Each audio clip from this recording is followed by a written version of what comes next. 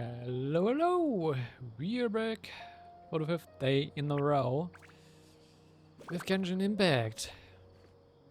And I'm not sure if it was a good idea or not, but after we've like wrapped up the Netland story yesterday and have seen a bit more of like a bit of prologue stuff regarding tools, but like it's coming from the Kai a bit. I thought like, okay, let's go ahead and check out what you have like missed in terms of like lore and stuff. From like limited events and such in the meantime. And oh boy, not gonna lie, I missed quite a lot. I missed actually quite a lot. There have been like a lot of like big lores dropped in like limited story events and such in the meantime. Just to name a few, I'm speaking of like Simulanka in Mondstadt, which has a whole bloodline about like during getting revived and getting a new body and everything, which is, for those who don't remember, is like all like connected to Albedo, and a dragon created by Ryan Daughter, similar to Elise, I think what it was called in Fontaine. It's one of the world quests we did do. The Lantern Rite Festival, which had this like whole Homa ritual thing going on, where Hu Tao actually almost like died, but also got saved by the travel at the last second. Which also might tie into the whole thing like Dottore wants to do. Which is also quite interesting. Or stuff like that Bennett is actually Netlanese. Like Bennett's origins have also been like quite a mystery ever since Mondstadt. And he's actually Netlanese. And there's lots of other little tidbits and stuff on lore, also in like Netland and the world quest around Oshkatlan, and I also know what's now hidden within here in this area. Like what this Statue of the Seven relates to. The Night Kingdom. Because if like you do the Oshkatlan world quest, it eventually leads you to this area, which is actually just the actual physical place where you can find the Night Kingdom. And I'm guessing up to the north then we have more crime. Which may make more sense since we have like more Statues of the Seven over here. And, oh, it's actually saying not cry. So yeah, this is also the Netland.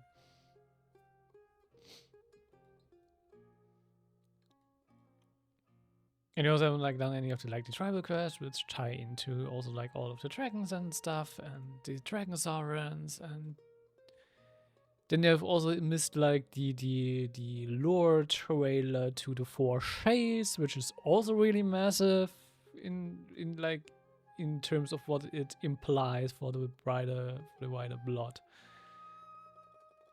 It's just oh boy. Also got like yeah, it's still like a lot of stuff I actually like, want to catch up on. And not gonna lie, it sucks that you can't replay the limited events. Because I kind of really wanna like kind of feel sad about not being there when these events came out. I mean, actually like, being able to actually like play these limited events.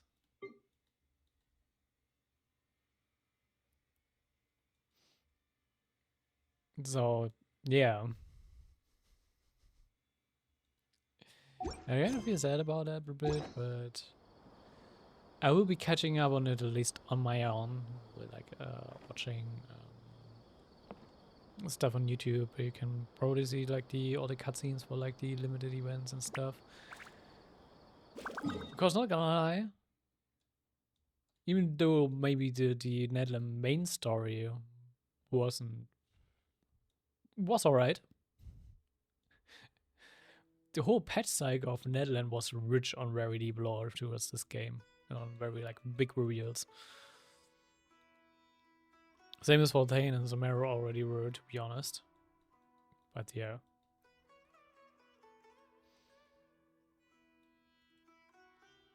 And yeah, what we are gonna be doing now though is just like continue with the character story quests so far. And I will be like saving like all of like lore stuff that's coming with 6.1, like with the like the moon stuff. All we are saying for now, even though I've seen a bit of it.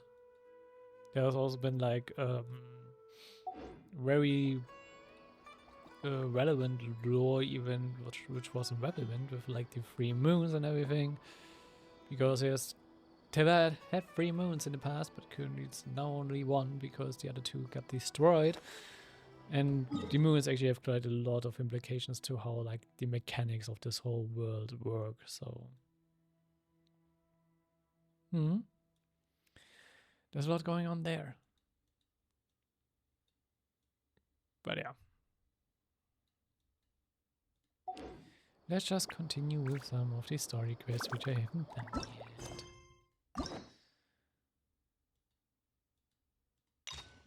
And hope they're not that long. Not gonna lie, the quests have been taking quite a while. I also do wanna eventually do all the tribal quests and everything. God. There's a lot of stuff. There's a lot of stuff. So it's like these world quests I still need to do, and one I do.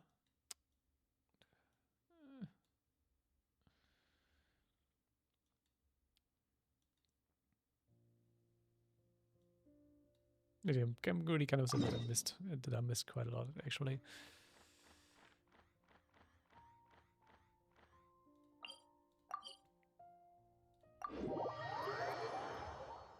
Because Genshin lore has always been interesting to me. It's just like the gameplay of it for most of the part has just been. Huh? Do you also see Navia and Clorinde over there? They look like they might have run into some kind of trouble. Let's go check out what's going on. They haven't been that big on the gameplay of this game, to be honest. Still no dice?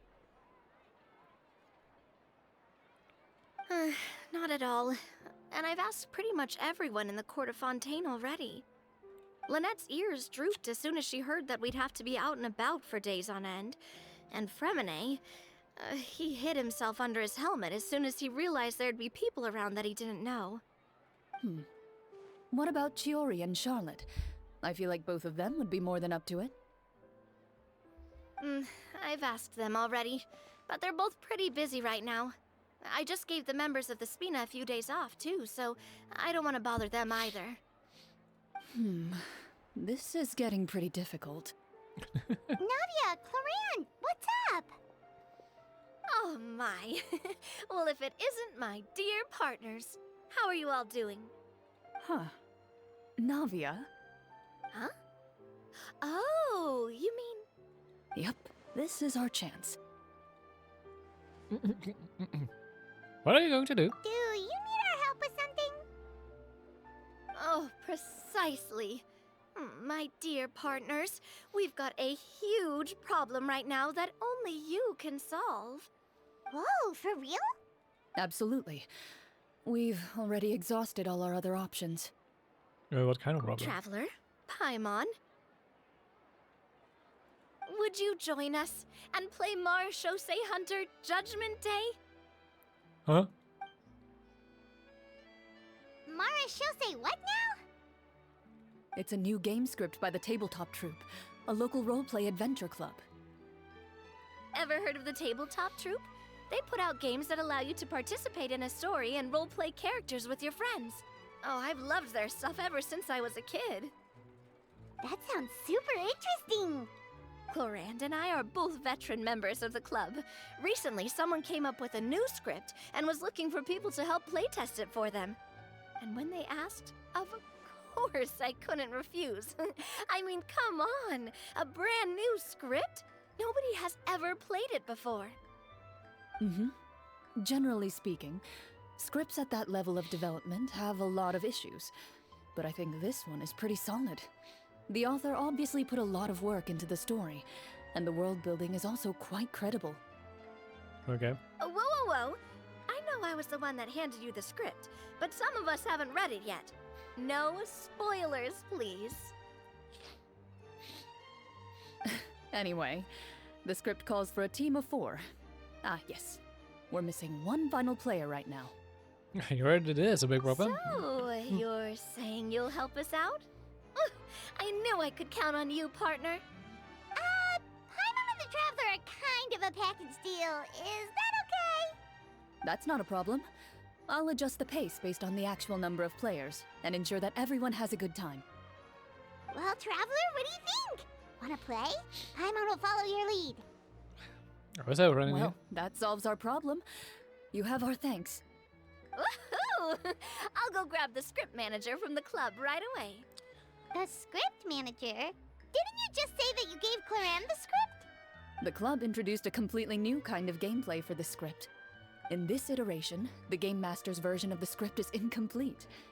The script manager provides the next part of the script only after players have completed the current list of objectives. On top Okay. of that, in order to increase player immersion, the club has created some of the story's sets and scenes in real life.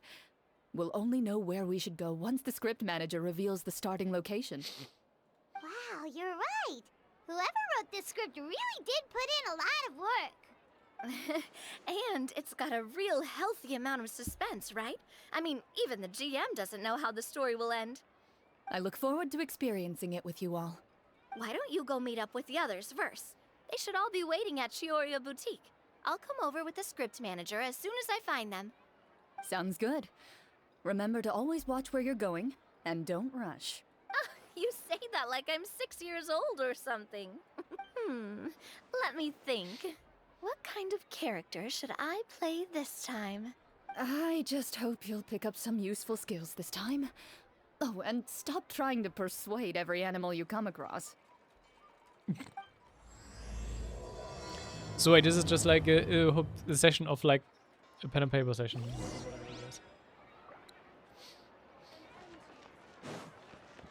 Let's see if this will have any bigger implications for the lore or not. I know it seems a bit shit. It seems a bit silly, but okay. Oh, Farina and Lily. Sorry to keep you waiting. You're back! Huh? And you've got the Traveler and Paimon with you too! What a pleasant surprise. I assume you'll be joining us for the game then?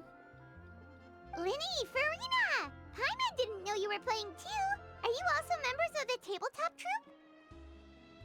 Hey, do. I'm more of a casual member, if anything. I haven't taken part in many formal club activities. Lynette, Fremine, and I play something similar at the Hotel Bouffe Tété sometimes, but I'm usually the GM. Still, I'm sure it'll be fun being a player for the first time. I'm looking forward to it. Well, I'm not a member of the club at all. Clorinde simply woke me up first thing this morning, said there was a good script worth experiencing, and asked if I wanted in. If you're interested, I can give you a referral. That should give you a 40% discount on membership fees. I think I'll wait to see how this experience plays out first, especially when it comes to the quality of the script. If it's sufficiently fun, then I'll join.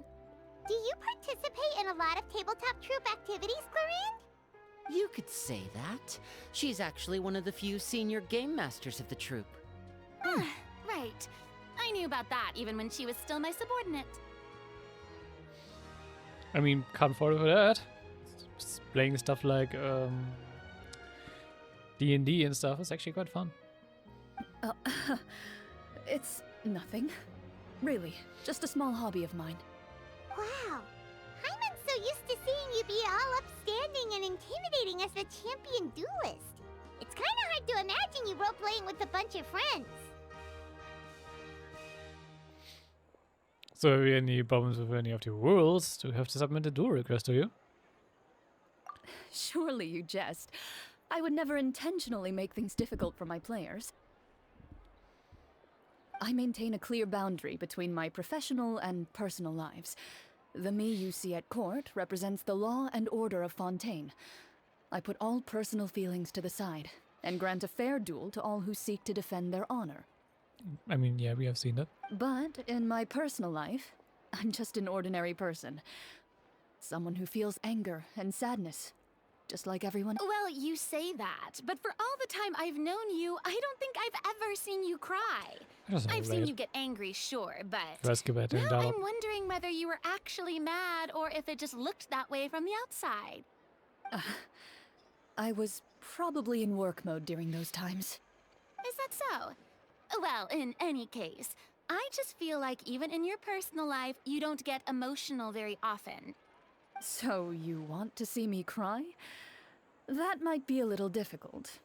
A show of anger, though, that might be something I could accomplish. No, that's not what I meant.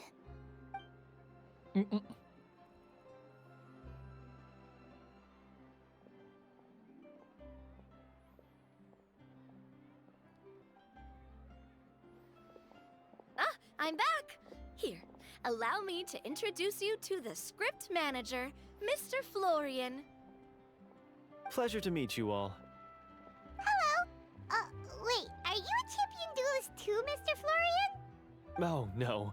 This is just the costume provided by the club. I occasionally play a few of the roles in my scripts.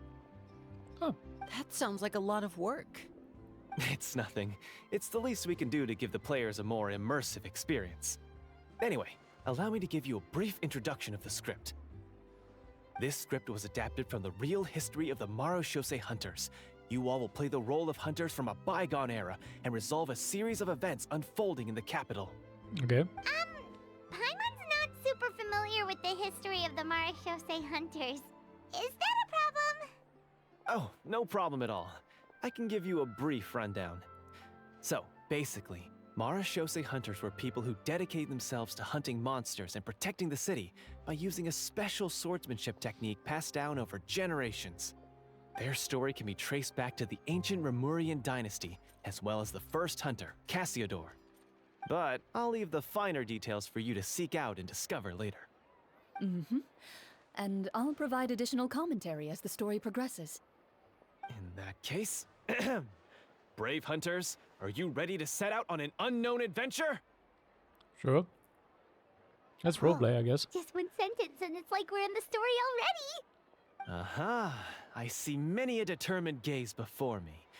Very well, head over to this location and begin your heroic journey. So, as we follow the story, it leads us to specific scenes? Ooh, sounds pretty innovative. What does the message in the envelope say? It's the exact location of the scene, as well as the formal permission to use the venue. Seems like they have everything prepared. Please check all your belongings, everyone, and make sure you haven't forgotten anything. Once you're ready, please follow me to the designated location. Sounds good. Hunter Squad, move out! I'm curious how this will turn out.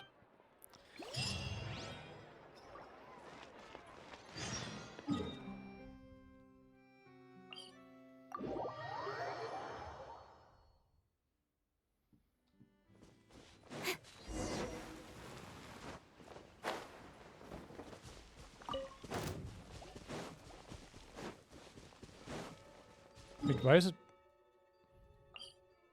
Oh. Is it in a process? No, we don't want to go to in a process.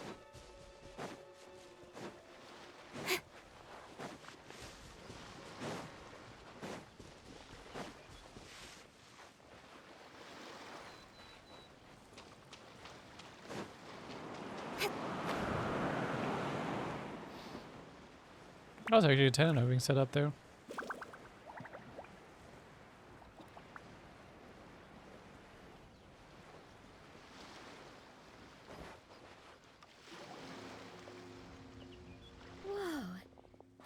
Have thought of everything. Even the Fatometer is here and ready to go for us. The Fatometer? What's that? It's a card that's used to determine action success or failure. We'll need to use it when we try to use certain skills. Yeah. And what about all the dessert and tea? Is that for us as well? That's what the message said. Oh, really? That's so nice. It feels just like a tea party with friends. Those snacks have Paimon's name written all over them. I think you might be more of a snack hunter than a Marashose hunter, Paimon. Yep. Snack hunter Paimon reported for duty. If there are delicious snacks to be found, Paimon will track down every last one. The desserts are great. But I'm still looking forward to the story more than anything. Very fair. Then, let us begin. First, please pick up the blank character cards in front of you, and write down your name and profession. You can find an abbreviated version of the rules printed on the back of your character card. If you have any questions, feel free to ask me.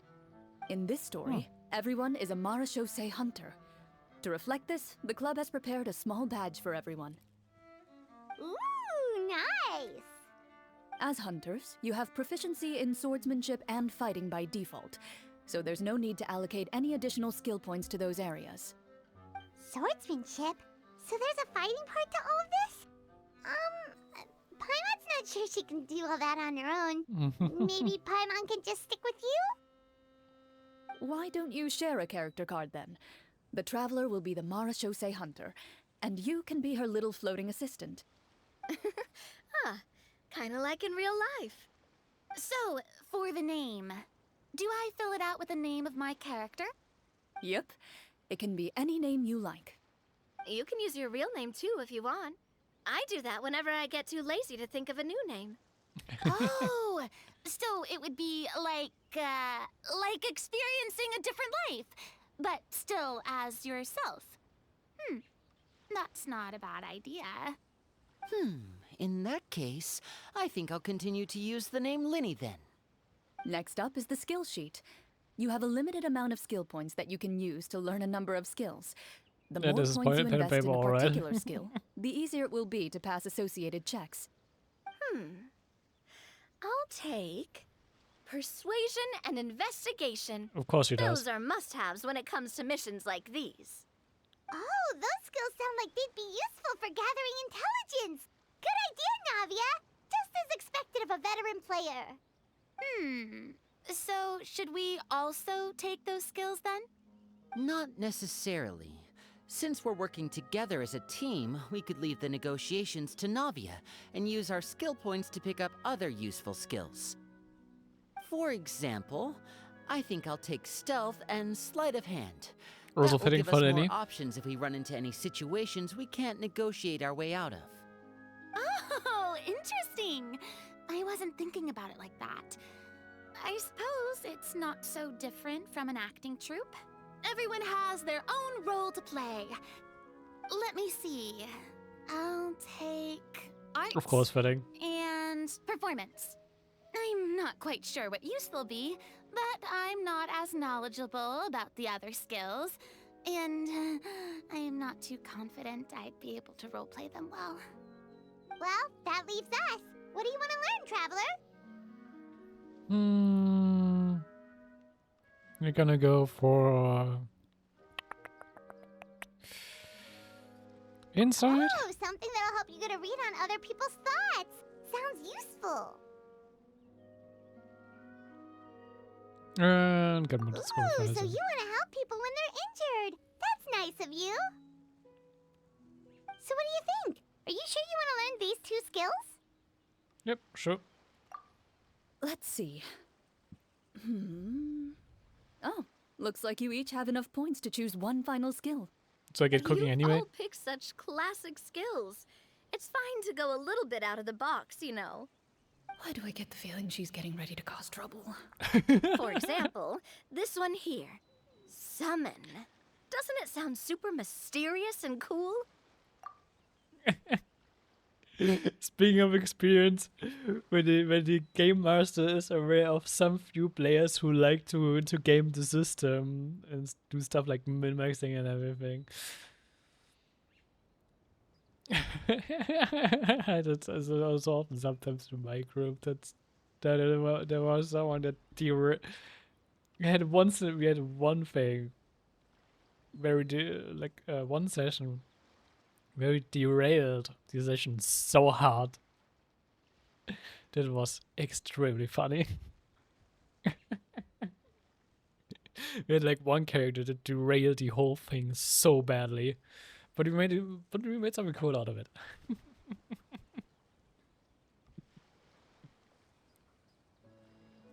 Oh, I saw that one just now as well. The description says, this skill can be used under certain circumstances to summon characters or creatures that fit the script's world-building rules. The script's world-building rules, huh? But how are we supposed to know what a Marashose hunter can summon? Oh, that's not for us to worry about, my friend. Just learn the skills that interest you, and the GM will take care of the rest. GM says the rules after all. Alright, you've convinced Paimon. Let's learn summon then. Paimon can't wait to see what kind of thing shows up. Well, now that everyone's more or less finished creating their characters, we can begin. Since 2 of our players are doing this for the first time, though, let me ask. Would you like to play on easy mode or authentic mode? What's the difference between the two? Well, in role-playing games, the story sometimes changes based on the decisions of the players and the results of the Fatometer. For example, if you fail a check, that means you cannot use the target skill in that scenario. A critical failure may even result in further negative consequences. If you choose to play in authentic mode, every time you elect to use a skill, you'll need to use the Fatometer to see whether you succeed or fail, and face any consequences that may follow. If you choose easy mode instead, every check will be successful by default, and you won't have to worry about luck playing a factor. No, let's go authentic mode. Authentic mode makes it more fun.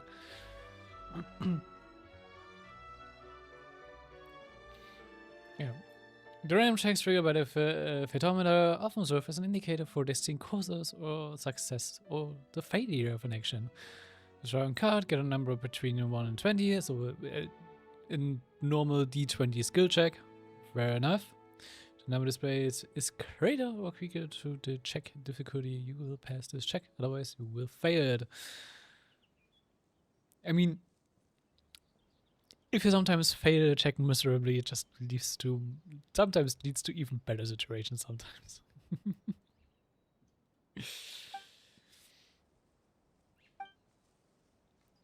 Players' roleplay in the story can sometimes affect the results of checks. Your current check bonus will be added to your randomly drawn number, making it easier to pass checks. In easy mode, all checks are considered successful by default.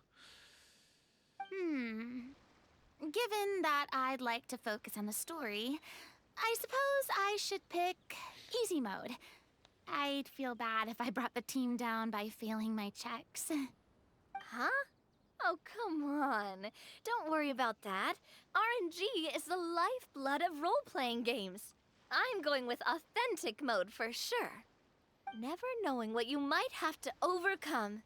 Ugh, doesn't that sound exciting? I'd rather be mentally prepared for what might happen. All right, sure. Then I'll mark down Farina for easy mode. All her checks will be successful by default. As usual, Navia and Linny will play on authentic mode. What about you, dear partner? How would you like to play? Authentic mode. Are you sure? Yes, I'm sure. Trust me, you'll see the beauty of RNG. Oh, I already know the beauty of I authentic mode. don't think Clorinde would make things too difficult for us, no matter what the Fatometer says. Isn't that right, Clorinde? No promises. That wasn't super reassuring. Well, anyway, enough talk. Let's get started. I want to experience at least a good chunk of the story today. I mean, okay, I'm not sure if it will be like interesting lore-wise, but I think it will be like fun, a bit of like gameplay-wise. Speaking of the story, why is the beginning scene on a beach? Well, that's because... a long time ago, back when human civilization was still in its infancy, I like these new speech bubbles for this. Powerful demons and evil sorcerers ruled over the land. They created a host of monsters and sent them to slaughter all humans in existence. Soon, a group of human rebels banded together. With their swords raised, they swore to brave the darkness, and in doing so, subdue each and every monster that sought their destruction. They became known as the Marachose Hunters.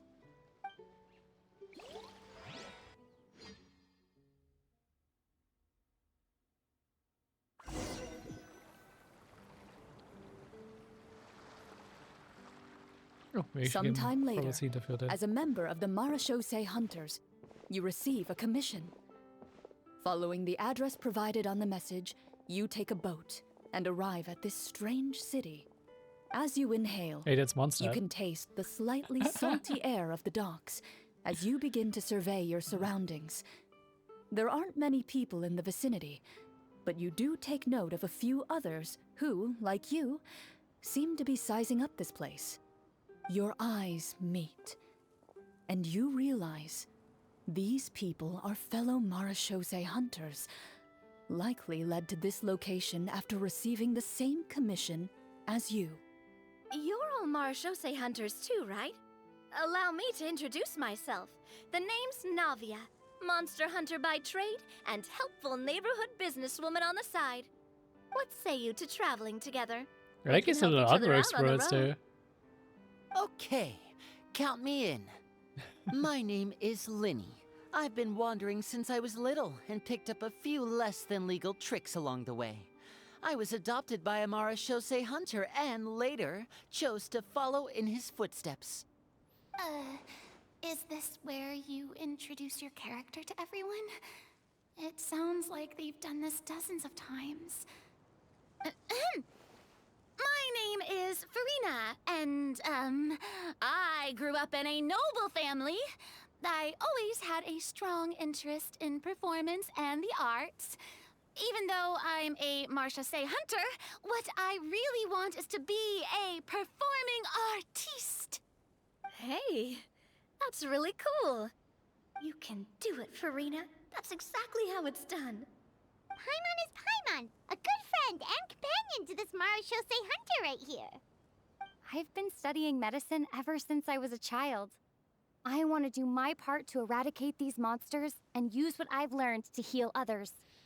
Oh, welcome. When we face the monsters, I'll make sure to charge in front to give everyone some cover. You can take care of the healing at the back. You open your envelopes at the same time. The message reads, "To the honorable and trustworthy Marachose hunters, our kingdom is currently facing a grave crisis. The lands outside the capital have been overtaken by monsters, and our people are being led astray by forces of wickedness. We beseech you, please help us resolve this crisis and return peace and stability to our home." Huh. The layout of this city looks super familiar. It kinda reminds Paimon of Mondstadt! The scriptwriter must have used a real-world city as a reference when coming up with the map. As experienced hunters, the layout of the city reminds you of places once traveled. You recall the sight of tree-lined streets and the gentle tranquility of days gone by. Yet, as you regard the city in front of you, it appears to be little more than an empty shell. Its hollow gates are open to you, beckoning you to come forth and bring salvation back to the town. I carefully read every line of the letter and turn my attention to the signatures at the bottom. Who issued this commission to us? You see a long string of unfamiliar names. It would seem that many of the residents of the city issued this commission together. They sensed that things were not right within the kingdom and sent a distress signal to the outside world.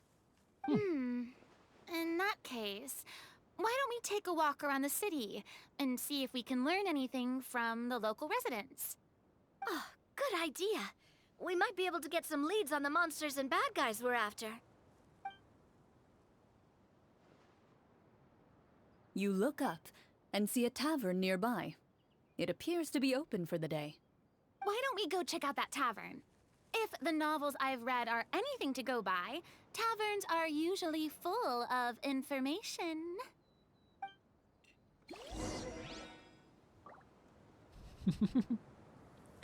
But it's actually quite funny to watch them play this out. As you approach the tavern, you find a plainly dressed woman standing nearby. She appears to be rather troubled about something. This is cool, the side story. Greetings, friend. Lovely weather we're having today, don't you think? Oh, hello. I suppose you're right. The weather today is quite lovely. If only those monsters out there would stop causing trouble. It seems like every character included in the script has a certain amount of useful information to offer. If we keep asking questions, we might be able to get some good leads. Oh, come now, don't be sad. Life is all about optimism. Oh, that reminds me. What did you have for breakfast this morning? Huh? I don't think that's the kind of question we're supposed to ask. Nothing turns a frown upside down like good food. How about some macarons? I could make you some.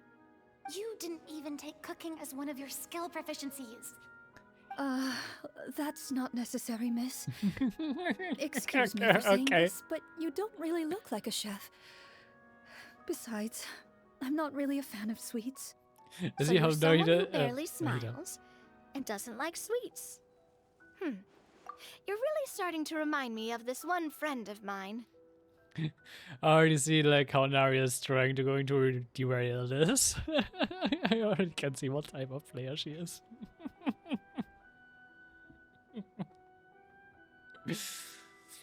Poor Clorinde. Good luck. Hey, did she just me? Clorinde must have broke character for a second. This isn't getting us anywhere. Traveler, maybe you can think of something.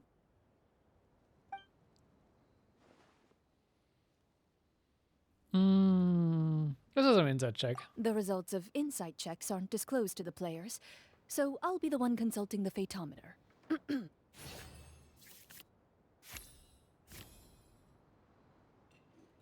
You recall all the lessons you've learned in your time and begin to carefully observe the woman's mannerisms. You notice that when she's quiet, she has an empty look in her eyes, as if her thoughts have drifted to a place far, far away. And when she speaks, she often subconsciously reaches out to touch the ring on her left hand. Wait, did you actually like do the check? Okay. You didn't see like a number being rolled and such, so I guess it's just putting us on easy mode anyway. What's something happened to your husband? So you noticed. That's a little embarrassing. A horde of monsters suddenly appeared near the capital recently, so all the guards were dispatched to fight them.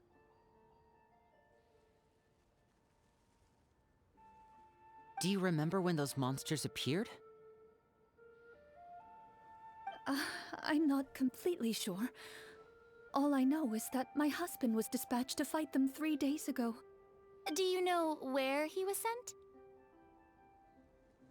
It all happened so fast. When we said our goodbyes, he couldn't even tell me where they were sending him. You have our thanks, friend. We'll find and defeat those monsters as soon as possible. We sincerely hope your husband will be able to return to your side soon. Oh, thank you. Don't worry. We'll find him. Just try to remain optimistic and wait for good news. We don't always get to choose what happens to us. But we do get to choose the little things, like what we eat and how we respond to the things life throws our way. I hope that one day, you too will recognize the power of something as small and inconsequential as a delicious dessert. Come on now, yeah. I'll do my best. Stop calling out farewell to Clorinde. the woman and continue your journey further into the city.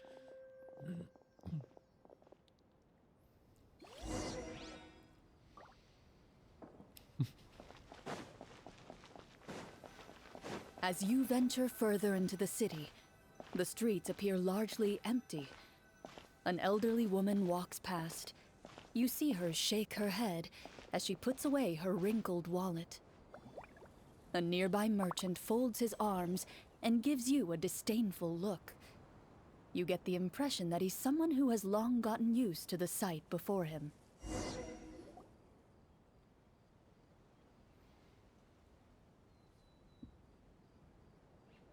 Although he doesn't seem very friendly, merchants are usually a good source of information, right?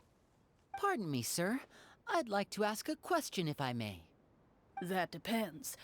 How much are you willing to pay? How about this much? What do you take me for? Some lowly beggar? You can't even buy half an onion with that amount. Surely an onion can't be that expensive, right? What do you know? War's nearly upon us. Everything costs several times what it did before. If you're not gonna buy anything, then scram. Whoa, what a nasty guy. Maybe we shouldn't even bother talking to him. But he still might have information we need. Traveler, can you think of something?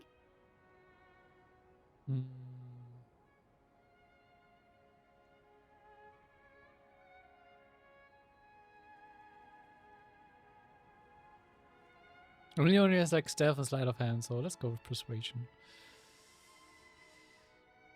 Sir, we came to this city to solve the very problem you seem to be referring to. The war you mentioned, would it happen to be against the monsters outside the city? If you happen to be well informed and know a thing or two about what's going on, we'd appreciate it if you could share that information with us. After all, the sooner this problem gets resolved, the easier it will be for you to do your business.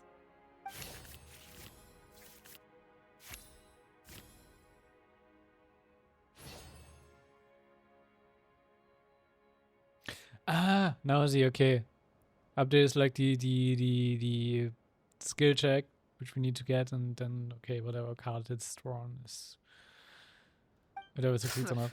Well, things are basically as you said, young lady. Those monsters are camped outside the city, and they've been destroying all our trade routes. We have limited reserves within the city, so if this continues, we're all gonna be in big trouble.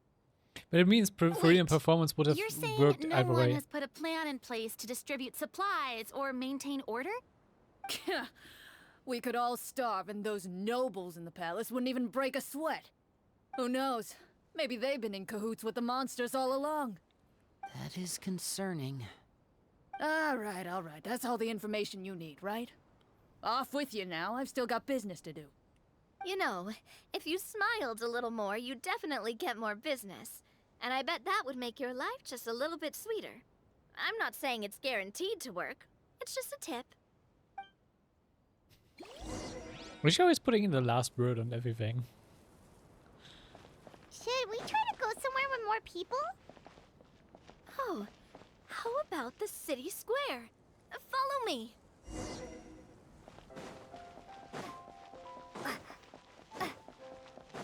Before you lies the city's central square. You see a man with a slightly anxious look on his face, pacing back and forth, his head hanging low. He doesn't seem to notice your approach. Still immersed in his own thoughts, he shakes his head and lets out a long sigh. This guy seems promising enough. Maybe I can get some information out of him. Hello, sir. Is there anything I can do to help you? Wait, you're... I'm... Oh, dear goodness! You're a Marashose hunter! You recognize us? Ah, are you one of the people who wrote the commission letter? Yes! Oh, I didn't expect you to actually come! Oh, what great news! The city is saved! What happened here? Alas, we once lived comfortable, carefree lives. This city used to be free of monsters. The first Marashose hunter, Casiodor, the Golden Hunter, he was the one who drove them back. However, Monsters have once again surrounded the city. Perhaps the seal that kept them at bay has lost its power. Or perhaps an evil sorcerer has been meddling in our affairs. All I know for sure is that their return has stripped the city of any chance at peace. Are there not enough soldiers to drive them out? It's not a question of numbers. The guards simply have no idea how to deal with them. Most people my age have never even seen one of the monsters, much less been trained to fight against them. What's worse, many of us don't even know the history of the Marashose hunters anymore.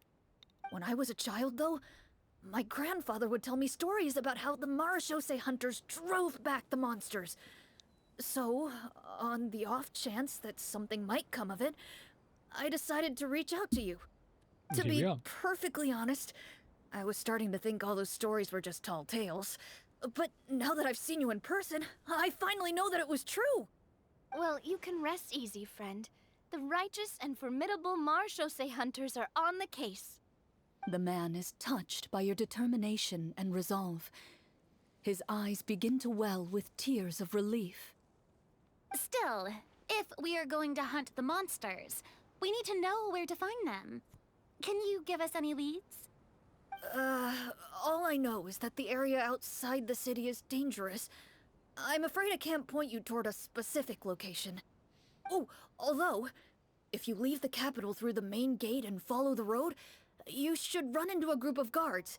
They might know more about where to find the monsters. I see. We'll go look for them then. All right. Be careful. Oh, and one last thing. The monsters outside the city are just part of the problem. There are evil sorcerers inside the city as well, so be on your guard. They're actively working with the monsters, and have corrupted the court ministers with malicious magic. They're the reason why, even inside the city, everything has been a giant mess. Even one of our kindest ministers has turned into a boorish and unreasonable figure, interested in nothing but enacting laws that exploit the people. Who knows how much longer we'll be able to go on like this. Talk about being stuck between a rock and a hard place. Just enjoy this as a I feel bad for him. Maybe we should try to cheer him up? I don't have the cooking skills, so Farina could sing him a song. Like, now? Is this really the right time? I appreciate your kindness, but for now, it's more important to focus on the crisis at hand. Brave hunters, I leave the future of this kingdom to you. Come on, I want Farina also to use one of his skills. If I understood correctly, there are currently 2 problems in the kingdom that need solving, right? Exactly.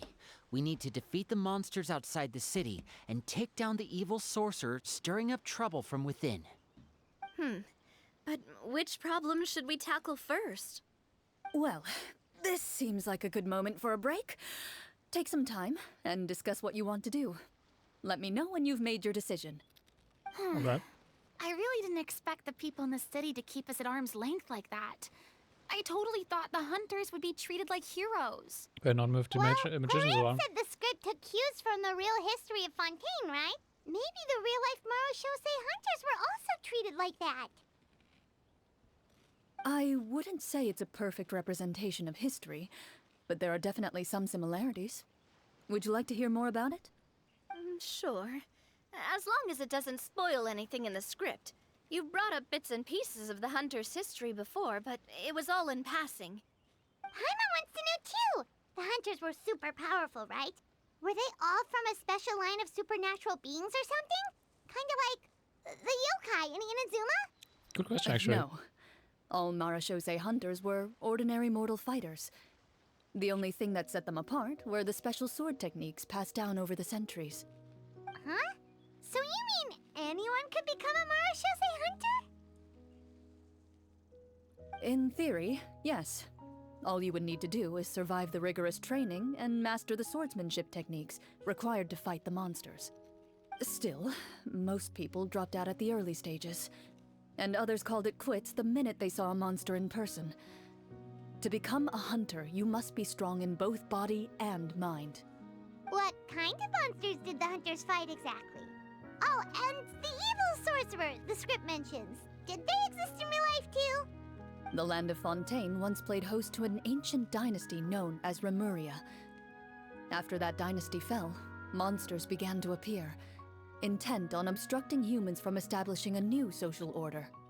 One of the ancient sorcerers of Remuria used his power to assemble a formidable army of golems. He sought to use that force to establish himself as king. Now wait a second. Don't tell me that guy was the inspiration for the evil sorcerer in the script. We still haven't found any in-game information on him yet. So, why don't you talk about someone else for now? Well, I wasn't planning on going into anything you might be able to find out in the game. But if you want me to talk about something else, then... How about Casiodor, the Golden Hunter? Or Egeria, the ex-Hydro Archon? Wait, but those people are all from a super long time ago. Where did you learn all this, Clorinde? From my master. Huh. By master, you mean Miss Petronia? Who's Miss Petronia? Someone you know? Absolutely. Miss Petronia and my father were good friends. Back in the day, she would often bring Clorinde over to play, but then... Let's not get off topic.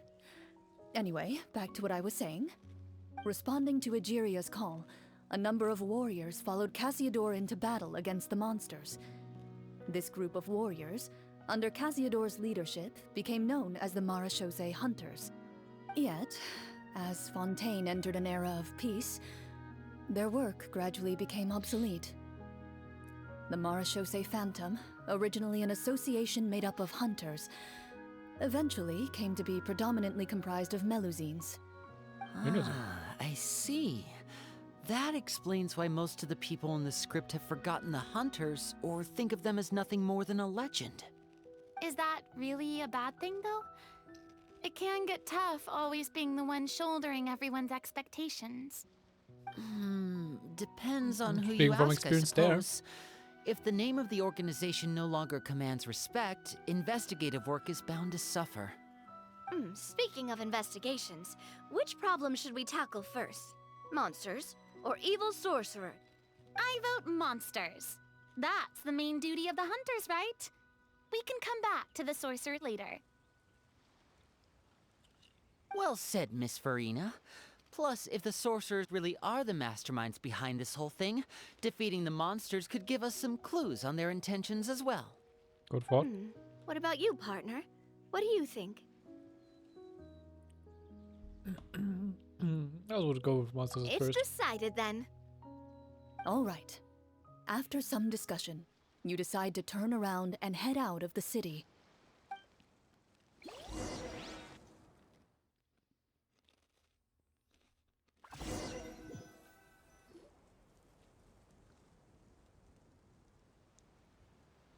Let's take a look around, like that guy said. You there! Outsiders, halt! Who's there? An armored man approaches you. He has a tall, muscular build and a determined expression in his eyes. Just one look, and you can tell he's fought in his fair share of battles. Although he's trying his best to conceal his current state, his uneven gait and the sweat dripping down his forehead make it obvious that he's been wounded and is in serious pain. I'm the captain of the guard. I saw you sneaking around Time the for city eating earlier, abilities. so I'll only ask this once. State your purpose, or it's off to the dungeons for the lot of you. Wow, it's been a while since someone's been this suspicious of us. Time for a I medicine said check. talk, not whisper between yourselves. Have you ever heard of the Marechaussee Hunters? Marechaussee Hunters? Ha! That fairy tale, you mean? What, you expect me to believe you're one of them?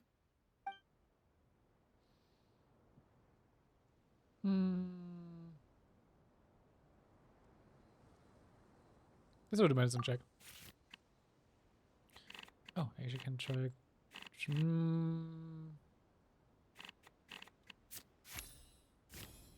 Sad. Check failed.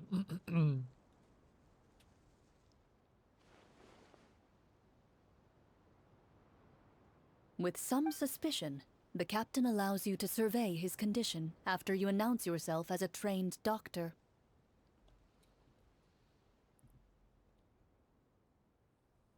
Unfortunately, you're unable to adequately assess the source of his injury, much less come up with a way to relieve his pain. I'm sorry. My skills are a little rusty. Well, this is no ordinary wound. It was inflicted by a monster. Now tell me, are you truly a Marashose hunter? He regards you with suspicion for quite some time, before shaking his head. Perhaps he's finally accepted that you're here to help. Sir, we were indeed in the city earlier, but our Wasn't a bad call purpose outcome, was actually. only to gather information on the monsters. We're here to help the city and all the people within it. Your guards are still fighting the monsters as we speak. They could be seriously wounded and in grave need of support. You need all the help you can get.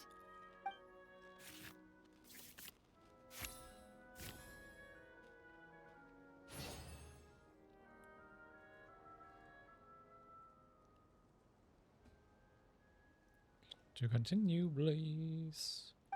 The man regards you with doubt and concern. After a period of inner struggle, he lets out a long sigh and informs you of the locations where the monsters have appeared. Some of our new recruits have never even dealt with a petty thief, and now they're out there fighting monsters. If it weren't for this cursed leg. Oh, please, sir. Don't get too worked up. You need to focus on your recovery. Just leave the monsters to us. We're Marashose hunters, after all. Hearing you say that, a glimmer of hope flashes in his eyes. But it disappears almost as quickly as it came. Those monsters aren't easy to deal with. But if you insist on going, I won't stop you either. I just hope all the guards will be able to come back to their families alive. I wish you the best of luck.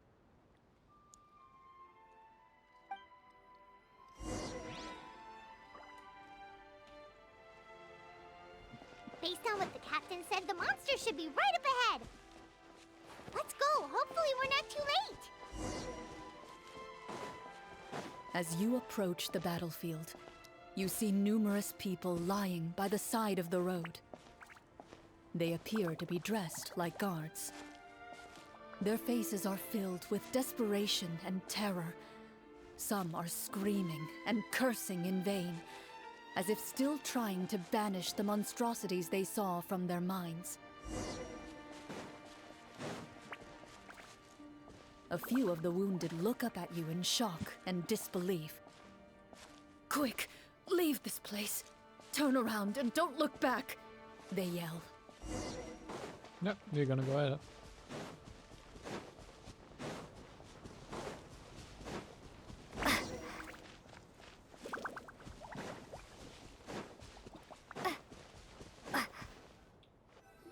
Do we have to fight Boreas at the end of this?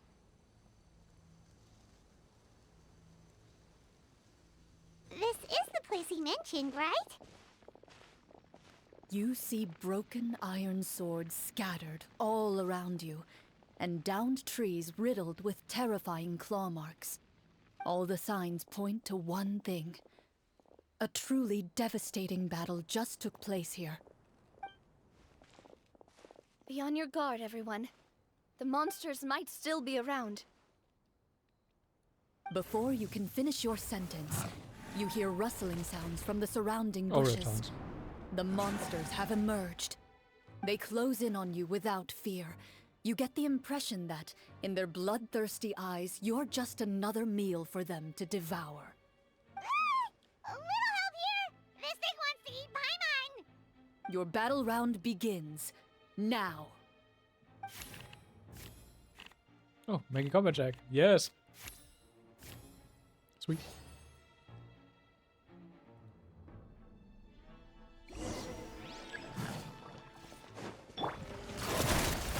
Oh, okay, so it means I actually get to play out the fight. The next battle round begins now. Victorian Golem.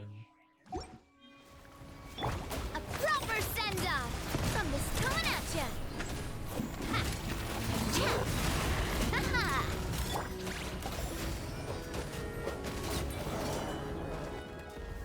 The monsters let out a terrifying roar of anger and resentment before dissipating into thin air.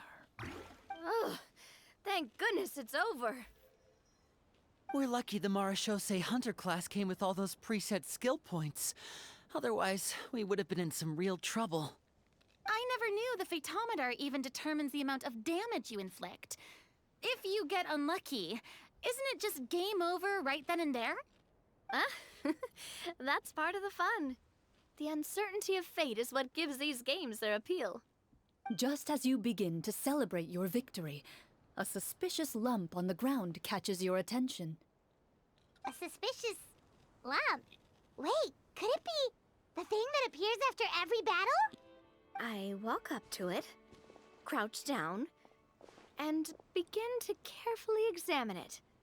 I've still got my right glove on, so it should be fine for me to touch it, right? As you investigate the mound, you discover that the exposed portion appears to be made of wood.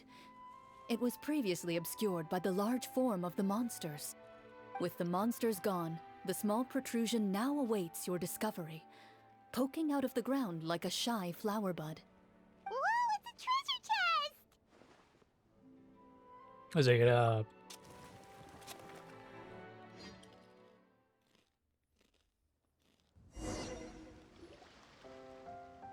With everyone's help, you successfully excavate the wooden chest from the ground. Even without opening it, you can tell from the mora and jewels scattered around the chest that it must contain quite the fortune. Makes sense. We worked hard for this. Let's open it and we can share what's inside. Of course, Paimon. I can understand your excitement, Paimon, but think about it. Doesn't it seem like there are people out there who need this treasure more than us? Yeah. Think about all the people suffering in the capital. Or all those guards who got hurt fighting the monsters. Wouldn't it be better if we gave the treasure to them?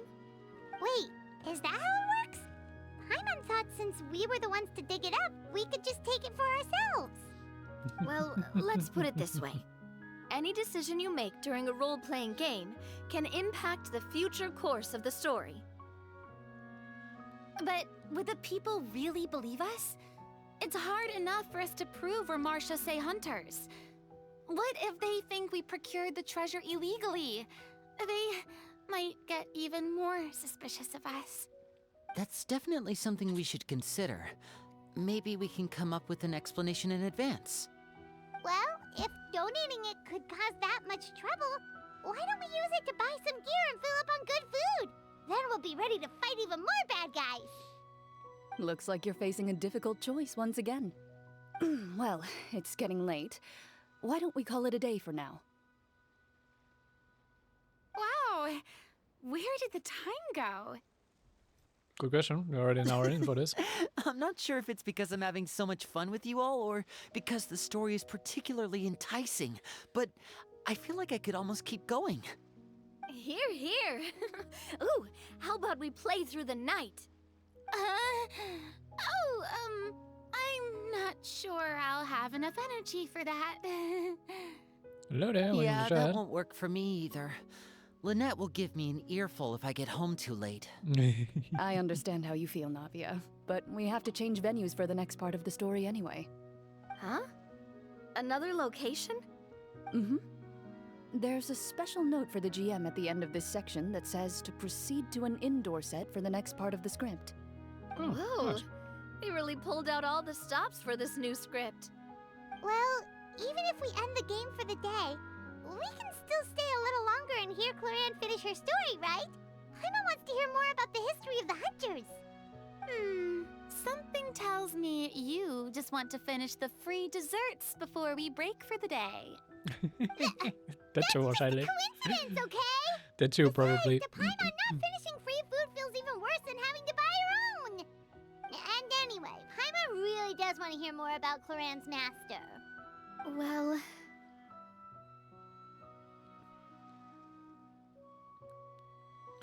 If this story doesn't have an happy ending, it's okay not to finish it. It's nothing. I appreciate the concern, but it's all in the past. It won't do any harm to share these things now.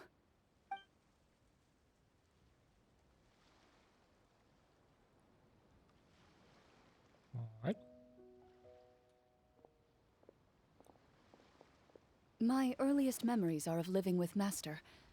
According to her, she saved me from certain people of ill repute. My birth parents had left me behind some time before that. What a heavy beginning for a life story. Master was a fascinating individual, if inexperienced in the ways of raising children. My first ever toy was a short sword. Although I suppose it wasn't so much a toy as something Master removed from her waist and handed to a noisy child in need of distraction. Oh wait, so she handed an actual sword to a child? Isn't that dangerous? It's all dangerous. Did you hurt yourself? Of course I did. I cut my palm and bled quite a lot. But Master was not concerned. She just stood there and casually lectured me about it. See? That's what you get for not holding the sword properly, she told me. She then crouched down next to me and said, "Give me your hand. I'll teach you to bandage this wound. After that, it's time to learn how to truly hold a blade." That's quite early. Excuse me for asking this, Clorinde, but how old were you exactly when all this happened? Probably around, 3, give or take. Damn. 3? Isn't that when most kids are still struggling to hold a fork? As I said, Master was rather inexperienced in the ways of raising children. She believed trial and error was the best way to teach a child what they're capable of. By giving her a I'm sword. so sure this is a question of experience. I didn't see anything wrong with her ways at the time. And anyway, children don't get to choose how they're raised. Oh, she did bring me back a pet from Liyue once. It was a Geovishap hatchling. A Geovishap hatchling? For a pet? That seems even more dangerous. What she said was this: make sure to get along, you two. If you really can't agree on something, just settle it with a fight. Whoever loses is the real pet. Okay. And how old were you when this happened? Probably 5 or something. 5. Haha! Get guessed right. Well, did you win? No, I lost. So you're saying you actually became the Geovishap's pet? Not much. Just enjoying this little side story, Grass. It's actually more fun than I expected. You know, because Moore is just trying to be a little bit silly, but hey. Yes, but only for a week. By the end of that week, I defeated it in combat, and we've shared a cordial relationship ever since. That really doesn't sound like the kind of childhood someone should have. Yeah, it totally does Later not on, like it. I gradually understood that Master most likely didn't know any other way to raise a child. She was a Marachose hunter, but I never heard her bring up her own parents. Thanks to her, I learned how to navigate the forest by the age of 6, and could hunt monsters in the wild by myself the year after that. Even though the training she subjected me to was strict, she always made sure to take me traveling when she had the time. It We met seems many quite of her fun friends during so those far, days. actually. That was also how I met Mr. Callis and his family.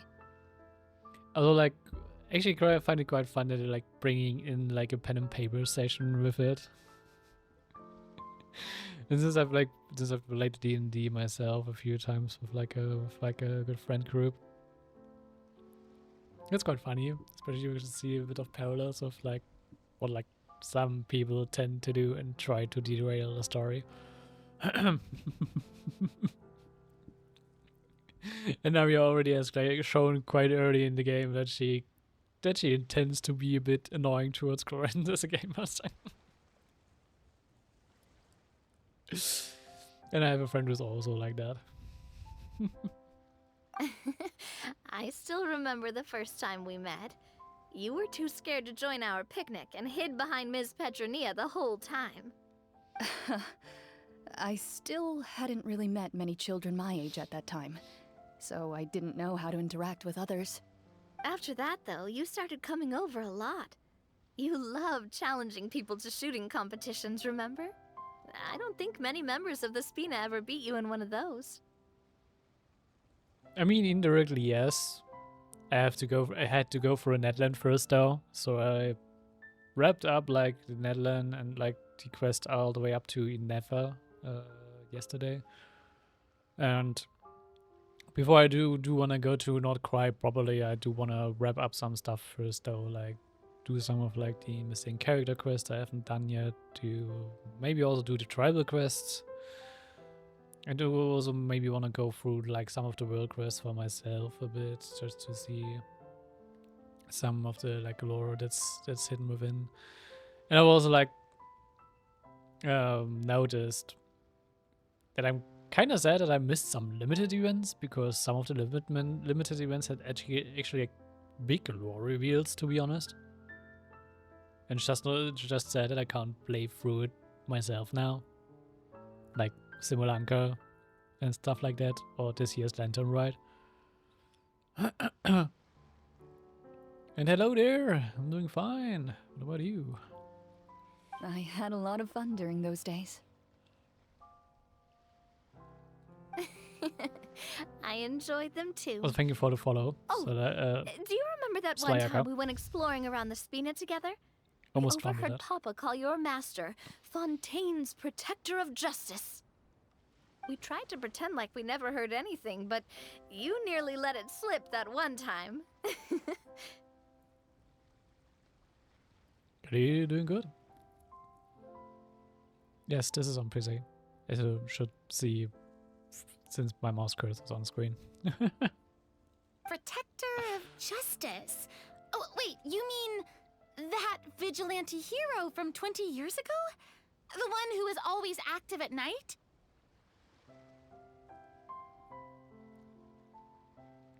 Probably it's part of your name, Ayaka. Yep, that would be her. She often would put on a black cloak and go out at night. I never knew where she went or what she was doing. Until, like Navia said, we overheard the truth from Mr. Callis that night. I mean, totally can relate. Always, like, still using Ayaka as my main DPS for my main party still, because I just like to play with her. 20 years ago, huh? I still remember the guards leaving all kinds of witness reports about her on Nervalette's desk.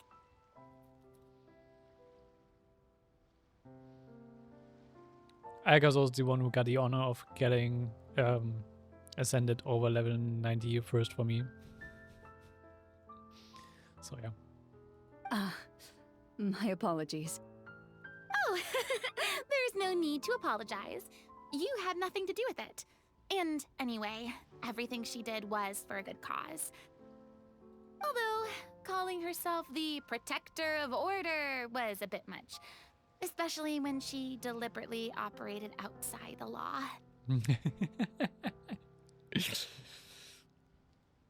That's your night, I guess. Huh? When did the Protector of Justice become the Protector of Order? Oh, good question. Oh, she had a bunch of code names. I heard she would just come up with a name on the spot whenever she was asked. Yeah, Heaven's D6, I didn't went that far. Later on, she probably got sick of answering those questions and decided to stick to just two. The Protector of Justice and the Protector of Order. That sounds like her, all right. I bet she forgot which of the two she'd use by the time she got back each night. The Master of Clorinde sounds like quite a chaotic character, not gonna lie. Well, she certainly sounds like a fascinating individual.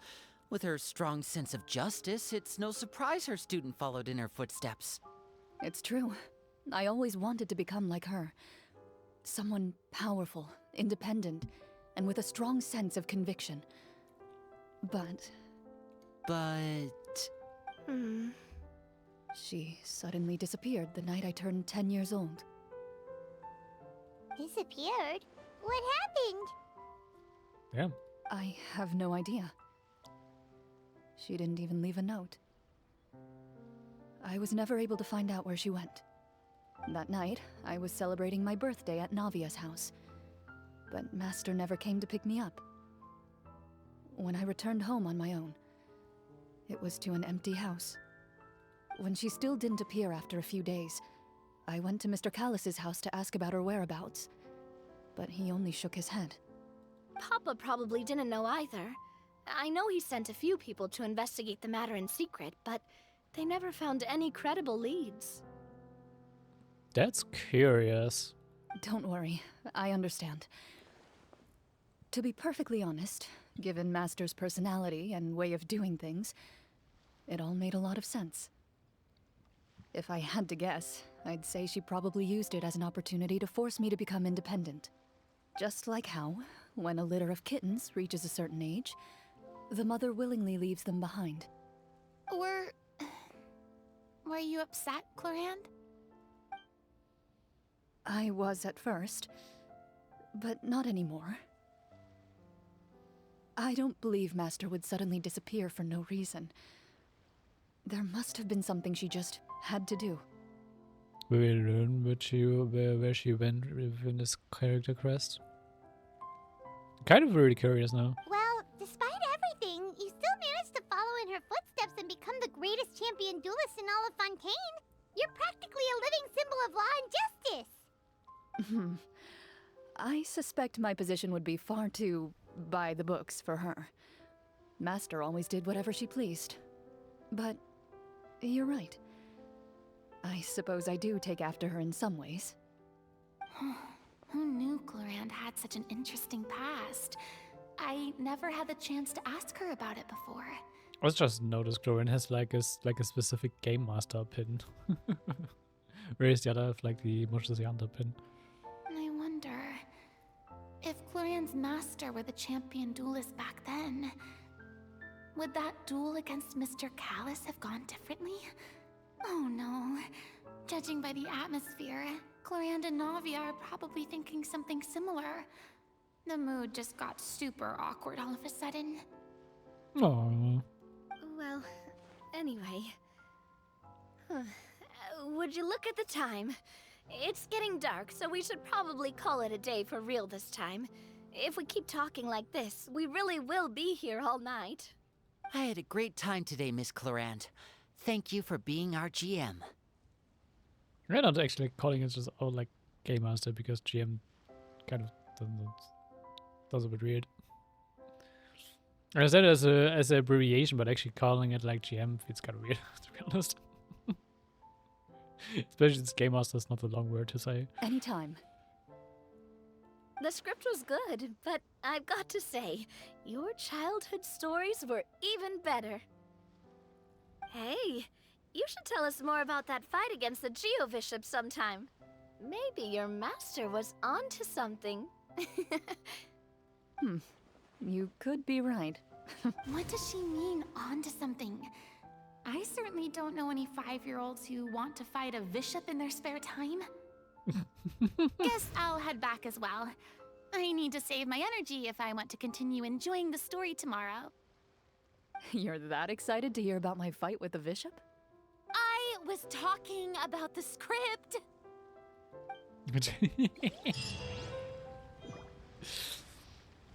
Rita's actually acting kind of cute and sometimes kind of awkward actually now that she doesn't have to fulfill the role of an Archon any longer.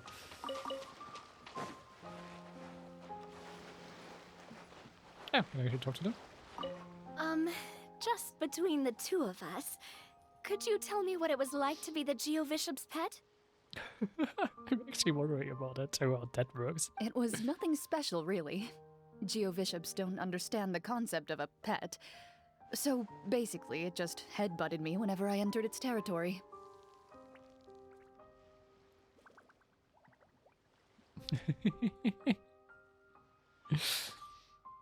And that hurt? Yeah, it hurt. What, something you want to experience for yourself?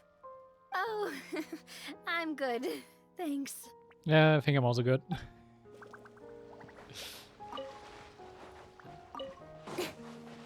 Okay, let's read. What time did it say? 8. There we go.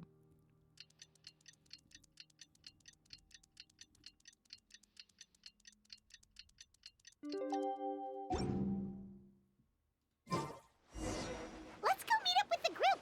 Paimon's really looking forward to today's story. That's the next one, actually. All the way back there? Okay. Didn't it say it was an indoor location? It's more like the wilderness than an indoor location, but okay.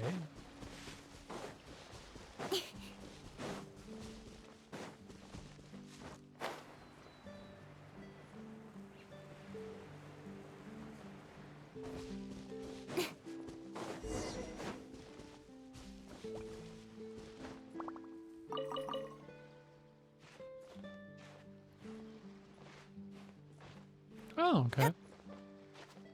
I haven't noticed that. Oops. Just let go, thank you. Oh, wait, what? We're going into a domain? Alright.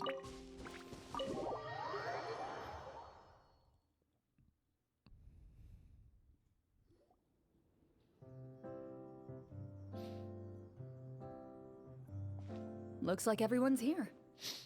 Now, before we begin, why don't we finish where we background? left off yesterday? There was an important decision to be made, yes? I'll pour everyone a cup of tea. Is that really the most important part, though, Clorinde? Paimon's more concerned about our current surroundings. Yep. Quite desolate. You have like all cobwebs over there, a lot of dust. You have a cage in the back. This seems like a weird place to hold a pen and paper session. Heavy walls, cold railings, dim lights. This is obviously supposed to be a prison. I admire the work put into the set. Still, it's obvious the scriptwriter has never paid a visit to the fortress of Meripede. So the set is going to be a part of the script? Unfortunately, that is something I can neither confirm nor deny. Anyone think Clorinde's smile is starting to look kinda scary? Well, whatever happens, we'll just have to push on. But first, we should really figure out what to do with this treasure. If we're worried about arousing suspicion because of our identity, why don't we give ourselves a different name, just like Clorinde's master did? Yeah, it might be better to keep a low profile. As long as we're helping people, it doesn't matter who we are or what we're called. Staring at me won't get you anywhere. Or did you want some more tea? Oh, Paimon's good. Thanks. Why aren't you saying anything, Navia? Wait, what's that next to you? Oh, this is the short sword Clorinde mentioned last night. I found it. Huh. I'm surprised you managed to track it down after all this time. Well, I made sure to take good care of it, considering the circumstances in which you gave it to me. Of course I had to keep it safe. Anyway, where were we? Oh, right. I was just thinking about all the potential ways for us to break out of prison. We could dig a tunnel, or try to bribe the guards. Hey, why would you want to break out of prison, though? Oh, okay. She's anticipating that we will be thrown into a prison with this set. Wait, we haven't been thrown into prison yet, have we? Well, it's only a matter of time. It pays to be prepared. Just like how you should always have an umbrella on hand, even when it's sunny. Alright, Paimon's made up her mind. Let's just give the treasure away. Paimon may have wanted to keep it, but if it's going to land us in prison somehow, Paimon will be too upset to enjoy her snacks. Paimon always cares more about snacks than treasure. I don't feel like this is a Paimon character development, by the way. So, you reached an agreement? All right then, we can continue with the story. Oh, and we'll collect all the scattered pieces of treasure on the ground as well. All right. You collect the treasure and make your way back to the capital with your bag of loot in hand.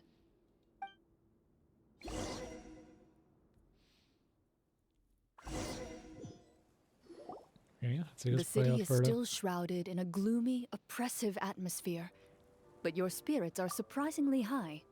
In places where sunlight struggles to reach, you generously share your wealth with the children, the elderly, and the poor in urgent need of help. Thank you, kind soul.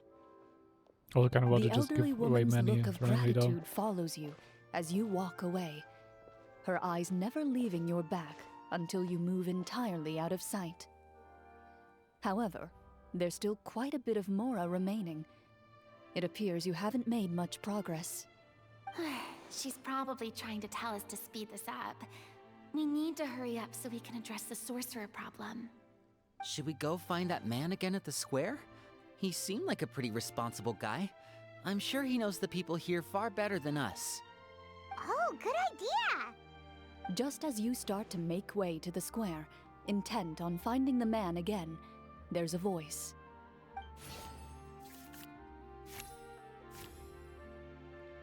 Oh, Clorinde is making a check. Okay.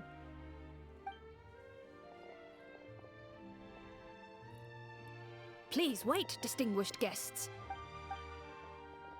Several strange guards suddenly call out to you. They run forward to meet you and proceed to politely pay their respects. Greetings, gentlemen. Are we being invited for afternoon tea? Surely you jest, my lady. That would not be our place. It is His Excellency the King who requests to meet with you. Please come with us. All right. That's interesting. Do you think this could be a trap? Well, we have to investigate the court at some point, right? Meeting the king himself would be a fantastic opportunity to do that. I say we go for it. If something happens, we'll just turn the whole place upside down. Okay. That sounds a little intense. After a quick discussion, you nod to the guards and agree to follow. They lead you all the way to the audience hall of the palace. Gilded tables line both sides of the hall. The space itself is adorned with all manner of expensive antiques, glass shelves, and silver candlesticks. The items appear quite ordinary in size and dimension, yet their presence somehow makes the emptiness of the hall feel even more surreal and ominous. Wow, it's so luxurious! The elderly king, clad in a magnificent robe, sits upon the deep crimson throne It's actually before more you. fun than I expected this. He wears above his quest head would be. a majestic crown, with a gemstone the size of a bird's egg set right at the very front. As you observe it, you see a complex pattern of light reflect off its surface. They're here, Your Majesty. A man dressed in dark clothes, likely a minister, shields his mouth with his hands and bends down to whisper a few words to the king. After a moment, he lowers his hands and stands back up. His gaze shifts to fixate on your group, but he does not move from his place at the king's side. The king does not appear entirely aware of his surroundings. The man by his side, though, we should keep a close eye on him. The king remains still and says nothing. The minister is the one who speaks. That's us. Esteemed guests, allow me to thank you for coming to our faraway kingdom. Unfortunately, His Majesty the King finds himself quite exhausted from work. So please allow me, his Prime Minister, to welcome you in his stead. I've heard tell that your group, the Marechaussee Hunters, used your exceptional ability with the sword to repel the monsters near the capital. Such a great deed deserves to be rewarded. However, seeing that I was not fortunate enough to observe such a feat with my own eyes, you'll forgive me for seeking to verify the truth by speaking to you myself. Well, we've got nothing to hide. You brought us here to talk, right? So we'll just explain what happened. Oh, and Paimon goes for it. Sweet. The golem's blades were so powerful, they could cut down trees in a single swipe. It took a lot of effort to defeat them, even for trained swordsmen like us. Well, that was enough details, right? Believe us now? Your account does indeed match those of the survivors. Since you were the ones who defeated the monsters, that must mean you are also in possession of the treasure they stole? Some of it. Well, we did take the treasure, but... How did he know about the treasure? Then I must ask that you return it at once. It belongs to the kingdom. Wait, but didn't you just say that our great deed deserved a reward? Shouldn't the treasure be considered a part of that? Yes, that was indeed what I said. But you seem to have forgotten a very important distinction. Only that which is freely given by the king can be considered a reward. Taking the rightful wealth of a kingdom without said permission, on the other hand, is a crime.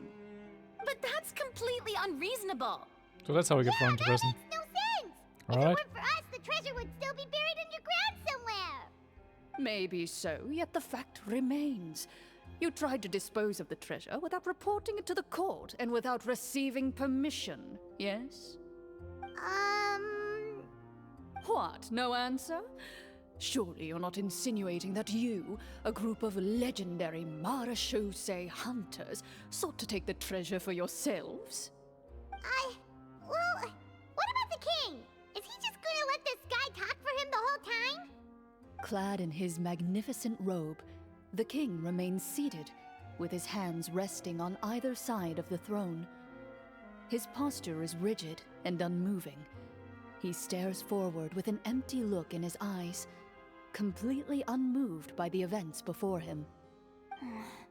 From the look of things, could the Prime Minister be the evil sorcerer? Or could both the King and the Prime Minister have fallen under the evil sorcerer's control? Both could be I likely. would like to observe the number of guards stationed in the hall. The guards in the palace appear fully armed, their expressions solemn. Sensing the tense atmosphere in the room, they stand at the ready, each with a hand placed upon the hilt of their sword, as if prepared to draw their weapons and surround you at a moment's notice. Well, there goes my plan to turn the whole place upside down, I guess. It appears we've been visited by nothing more than a group of ill-intentioned imposters. What a pity. Guards, take them away and throw them in the dungeons. Before I decide your fate, however, I must first determine whether you have any accomplices outside the court. Can't we try to slip away? Or maybe start some kind of riot? But if we try to fight the guards right now... Don't worry. We should have left At Linny least we outside. figured out who's behind all this. Let's just play it by ear. If you're scared, Paimon, just hold my hand. I know my answer. Alright, thanks you guys. Wait, Linny hasn't said anything in this entire time. You though. allow yourself to be led away by guards surrounding you on both sides. It's only when you begin to feel drops of water falling from the dungeon ceiling and smell the stench of death and decay all around you that you finally realize you've stepped into a completely different world. Stay here and don't try anything funny. The guards lock the cell door and leave without looking back. Wait, sir! Your voice echoes through the dark hall, but the only response you receive is the sound of water dripping from the ceiling. I know what Linny was going for. I know what Linny was going for. You probably want to use the sleight of hand skill to steal the key. No! What should we do now? Carve out a new path of fate with our own two hands, of course. I draw my weapon. You reach toward your waist, but find nothing there. You now recall that your weapons were confiscated before the guards locked you in the cell. The bag of treasure along with them. What about that knife I hid in my boot?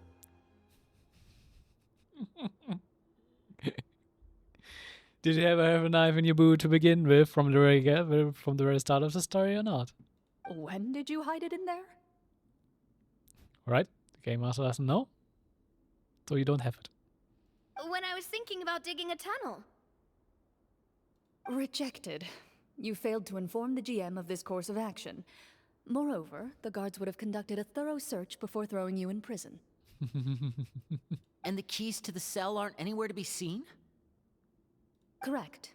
You don't even feel a lock hole on the cell door. Oh, well, there goes all our plans. Indeed. Huh? Why are you the one saying indeed? Because that statement holds true for me as well. This is where the script ends. Interesting. Well, let me go grab something to drink real quick. What? But that's a terrible ending! Generally speaking, this should be the point where the scriptwriter gives the players some kind of hint, or gives the GM some kind of code for how to move forward. I mean, maybe they just really wanted us to be immersed in the feeling of being in prison? Like, they'll only show us the way out once we've grown truly and utterly desperate? That is a possibility. If only That there were would be desserts weird, and though. tea in real prison. Oh wait, guess that's kind of how the Fortress of Meripede works if you're lucky. Oh, before I forget, Navia, the short sword you had with you earlier. I took a closer look, and the craftsmanship doesn't appear to resemble anything from this era. If I remember correctly, that style was last in vogue several hundred years ago. Wait, Clorinde said that sword used to belong to her master, right? Does that mean her master has been alive that long? Or it should just been I passed doubt down. it. The way she went about things often made her seem childish more than anything. I'd say the sword was most likely an heirloom passed down over time. Hang on. A precious heirloom passed down to you by your master. And you gave it to me just like that? You weren't worried I might lose it? Master left many things to me when she disappeared. There was the sword, an old key, and a good amount of junk she probably just didn't want to take with her. I gave you the sword back then, because I didn't want our friendship to end. Wait, when did this happen exactly? After the duel. Between Mr. Callis and myself. Before that, Clorinde would have meals with us and even stay over at the Spina some days. She was on great terms with Papa as well. After the duel, though, there was a period of time where we simply didn't know how to face each other. She entrusted this sword to me, and never came back. We were both sad, and conflicted, and totally overthinking everything as a result. Whenever I looked at this sword, I couldn't help but wonder if Miss Petronia had never introduced us to each other at that picnic. Maybe part of the sadness I was feeling could have been avoided. Back then, it felt like I hadn't just lost a father, but a close friend as well. No one can change the past. The most important thing is that you two found your way back to each other and can enjoy things like this together. Yep, you're right. I'm sorry, you two. I didn't mean to bring up any sad memories. Think nothing of it. No one here is at fault.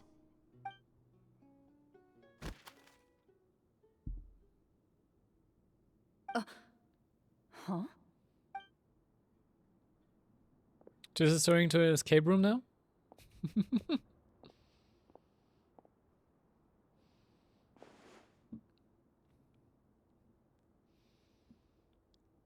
Oh. Looks like the next part of our script is here. Perfect timing. The situation was really starting to get desperate. And not just because of the prison thing. From Clorinde's face, I really can't tell if it's good news or bad news. It speaks her professionalism as a senior game master, I guess. Water continues to drip from the ceiling. In this lightless dungeon, you lack a reliable way to tell how much time has passed. Eventually, you get used to the unpleasant odor of straw, mold, and rust, and find yourselves alternating between fits of drowsiness and despair. Suddenly, you hear footsteps outside the door. Heads up, everyone. Someone's coming. Gather close, everyone, and keep your voice down.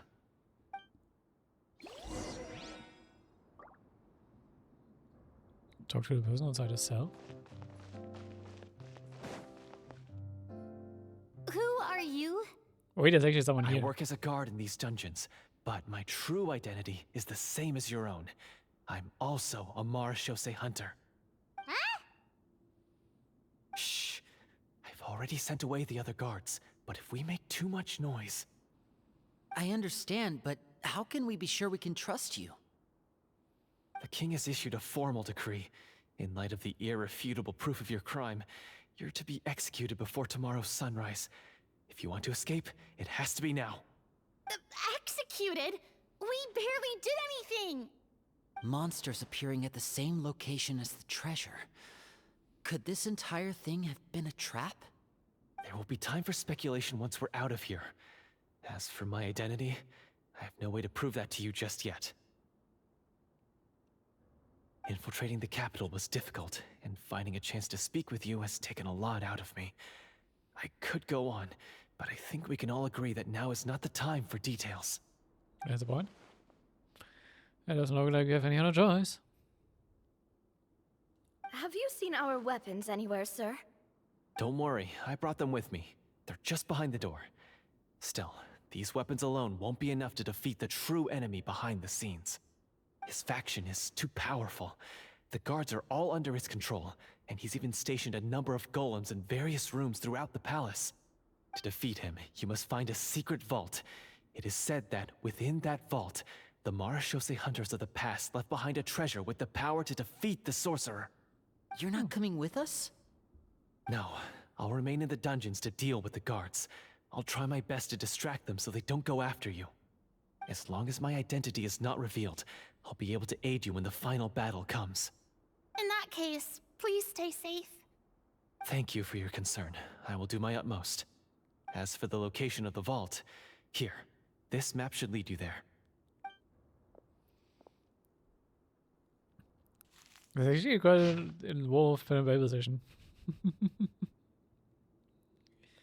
Not gonna lie, if you actually would play a pen and paper session like this, but you're actually using real world locations which are fitting for the whole theming, this would be actually a lot of fun. I would love that, but also would be quite a lot to organize. Got it. All right, once I open the door, remember to stick close and refrain from making any noise. I'll lead you out of here as quickly as possible. You now have the chance to restore the honor and legacy of the Marashose hunters. So please, get out there and reclaim what's ours. And be sure to exercise caution. With the help of the guard, you successfully escape the dungeons.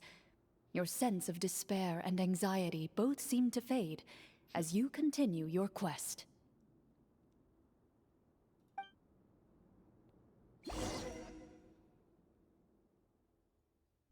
Wait, we didn't get to use our skills at all while we were in prison. Who knows when we're gonna get the chance to use that cool summon spell? That is a pity, but we can only continue to move forward. Let's use our water walking skill then.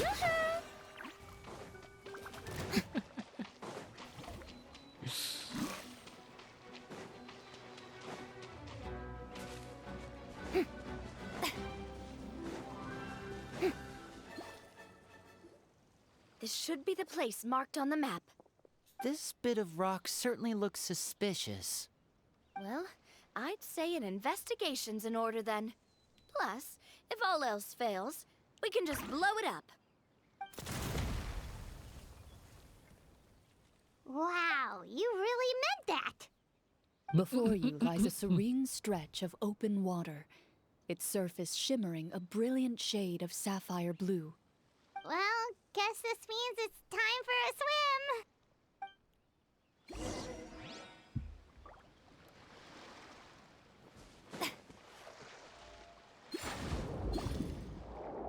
We actually haven't been diving on the water in a long while.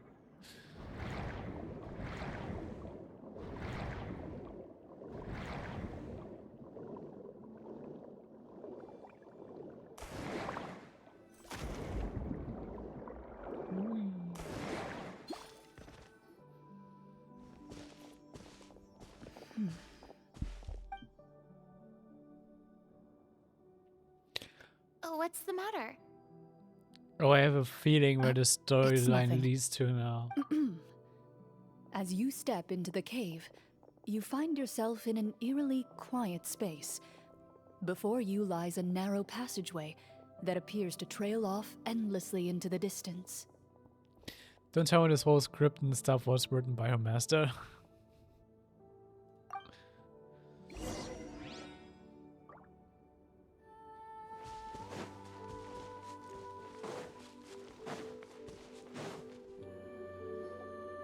Wow, this must be where the treasure is hidden. But this door is blocking our way in. It almost looks like it's been here for quite some time.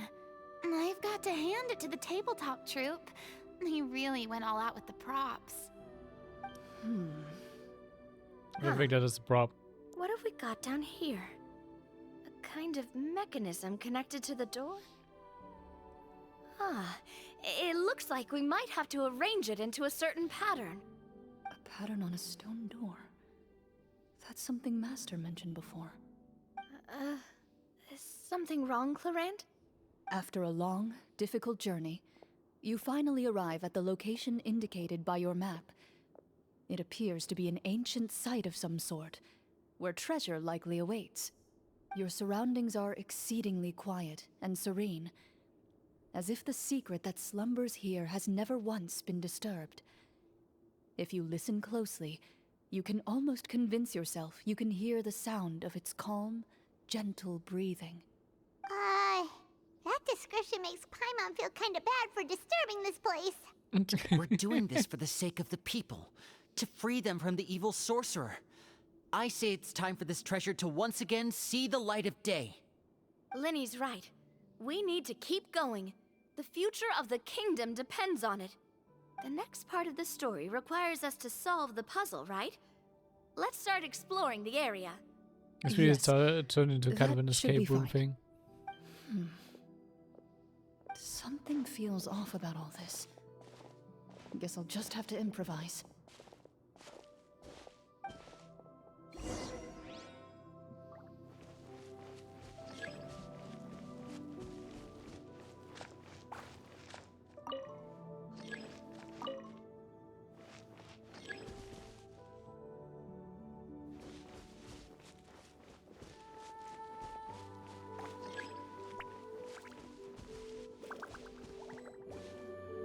Alright, for them to do stuff? Or I just do this? I found something! Right now it's find something. Found something here too.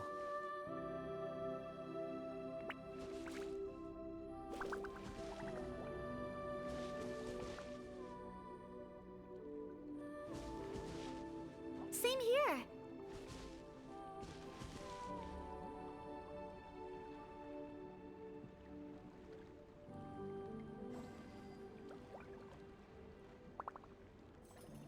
I've already activated part of the mechanism.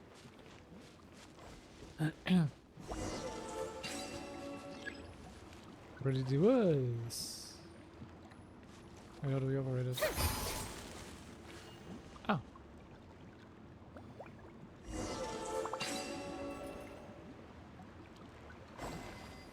Yeah, easy.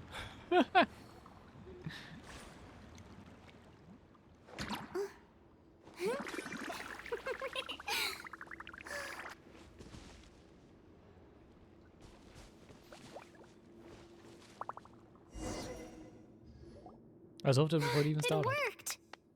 Something just appeared. Some kind of new mechanism, maybe? By solving the puzzles, you prove yourselves worthy of inheriting the secrets of the past. At the end of each puzzle, you're rewarded with With? a key.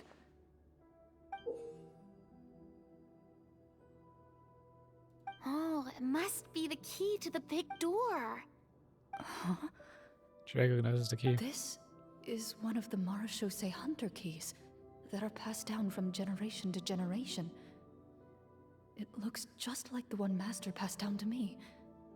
It is said that 4 keys in total are required to form the final, complete key. And it seems like we just collected 3 of them. That must mean... Huh? What's wrong? You hear a few strange noises. Suddenly, all the torches in the ruin go out at once. Huh? What's going on? Did we fall into another trap? For the sake of immersion, please close your eyes, everyone. Without the torches, the space is now completely dark, and you cannot see anything. Sure, he's improvising. But Paimon can still see a little bit over here. Don't break out of speaker's immersions, Paimon. Oh, right. Sorry. Suddenly, you hear the sound of footsteps pierce through the darkness. There's someone else here.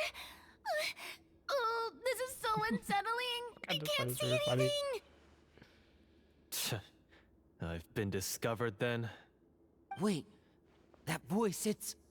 You recognize the voice as belonging to the guard who led you to this place.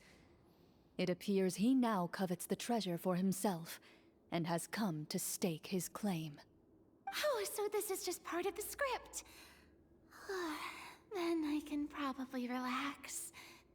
Well, if we can't see anything, that means we can't fight to the fullest of our abilities.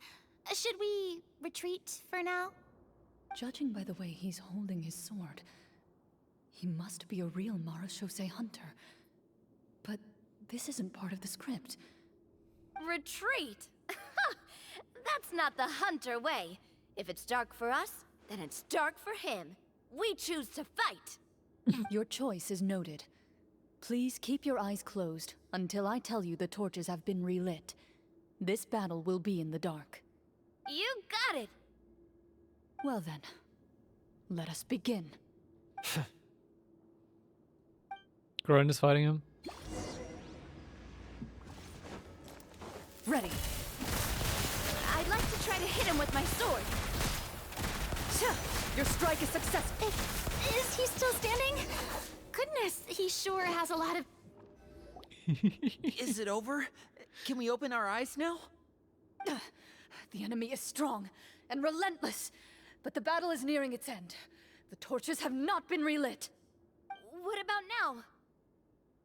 Final strike. Ha!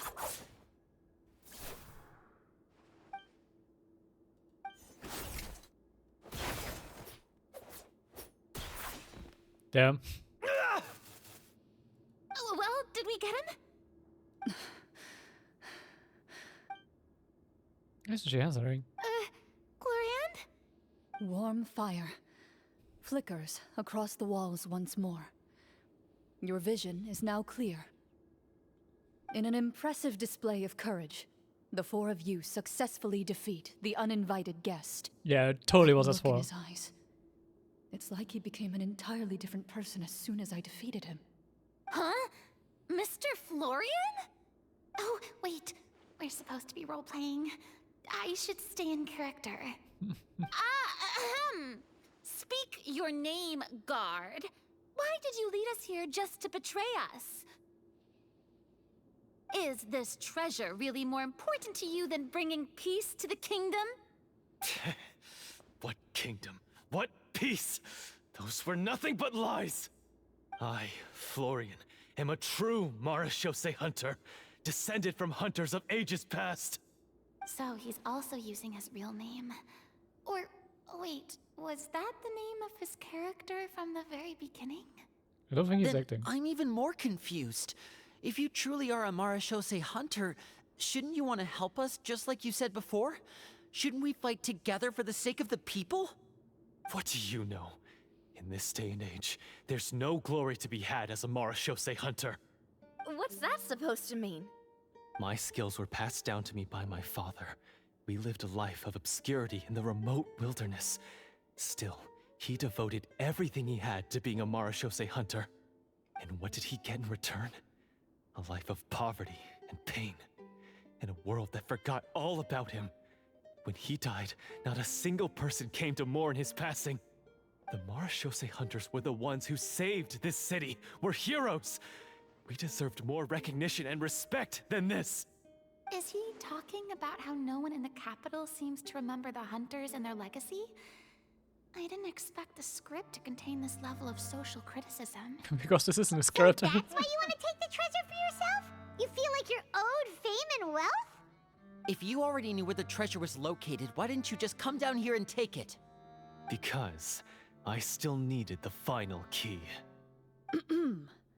Only a true Marashose hunter is capable of passing through this final door. As someone who sought to hurt others for his own gain, Florian lost that right long ago. Okay, but what is this treasure anyway? We've got all the keys, right? So can we just go in and take a look? You're sure you want to go in? We've been talking about it for so long, of course we want to see what's inside! And we've already defeated Florian, right? So he won't try to take it from us anymore. Who knows? Pesky brats. Watch yourself. Then let's open the door together. All right. Your choice of action is confirmed. Clorinde takes all of the keys from earlier and walks up to the heavy door. Without anyone noticing, she takes out her own key and joins it with the others to form the final required shape. Before you, the door to the treasure, sealed and undisturbed for more than 100 years, finally swings open. You hear the shrill wail of the door hinge as it rotates for the first time after years of disuse, almost like a sleeping giant letting out an extended yawn. You get the impression that the secrets buried behind this door might be just as heavy as the sound you just heard. It's open! Come on, let's go in! Paimon wants to see what's inside! Ooh, me too! Ugh, uncovering hidden treasure is the most exciting part of adventuring. The expressions are nice. What do we have here? Uh-huh. A stone tablet? And some shabby weapons? You call this a treasure vault? Looks more like an abandoned warehouse! Maybe the troop ran out of budget at the end?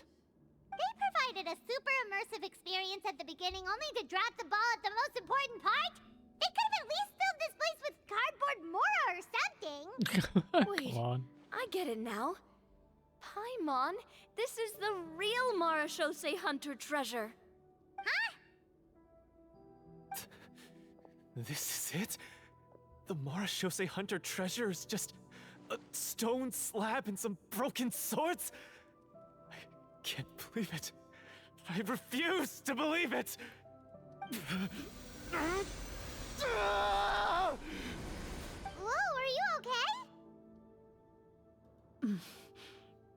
The Marashose hunter before you appears to suffer a serious mental breakdown. He needs to leave the room for a moment to collect himself.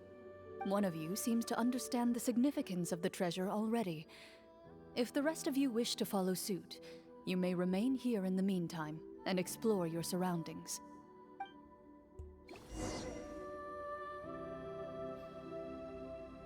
Yep, now we got on. For instance, the others hasn't caught on yet. Oh, I just stopped the crystal flies. I saw some bows in here. So let's go quietly. The old and broken weapons. Ah, the names on the tablet. Walter. What is the treasure supposed to be?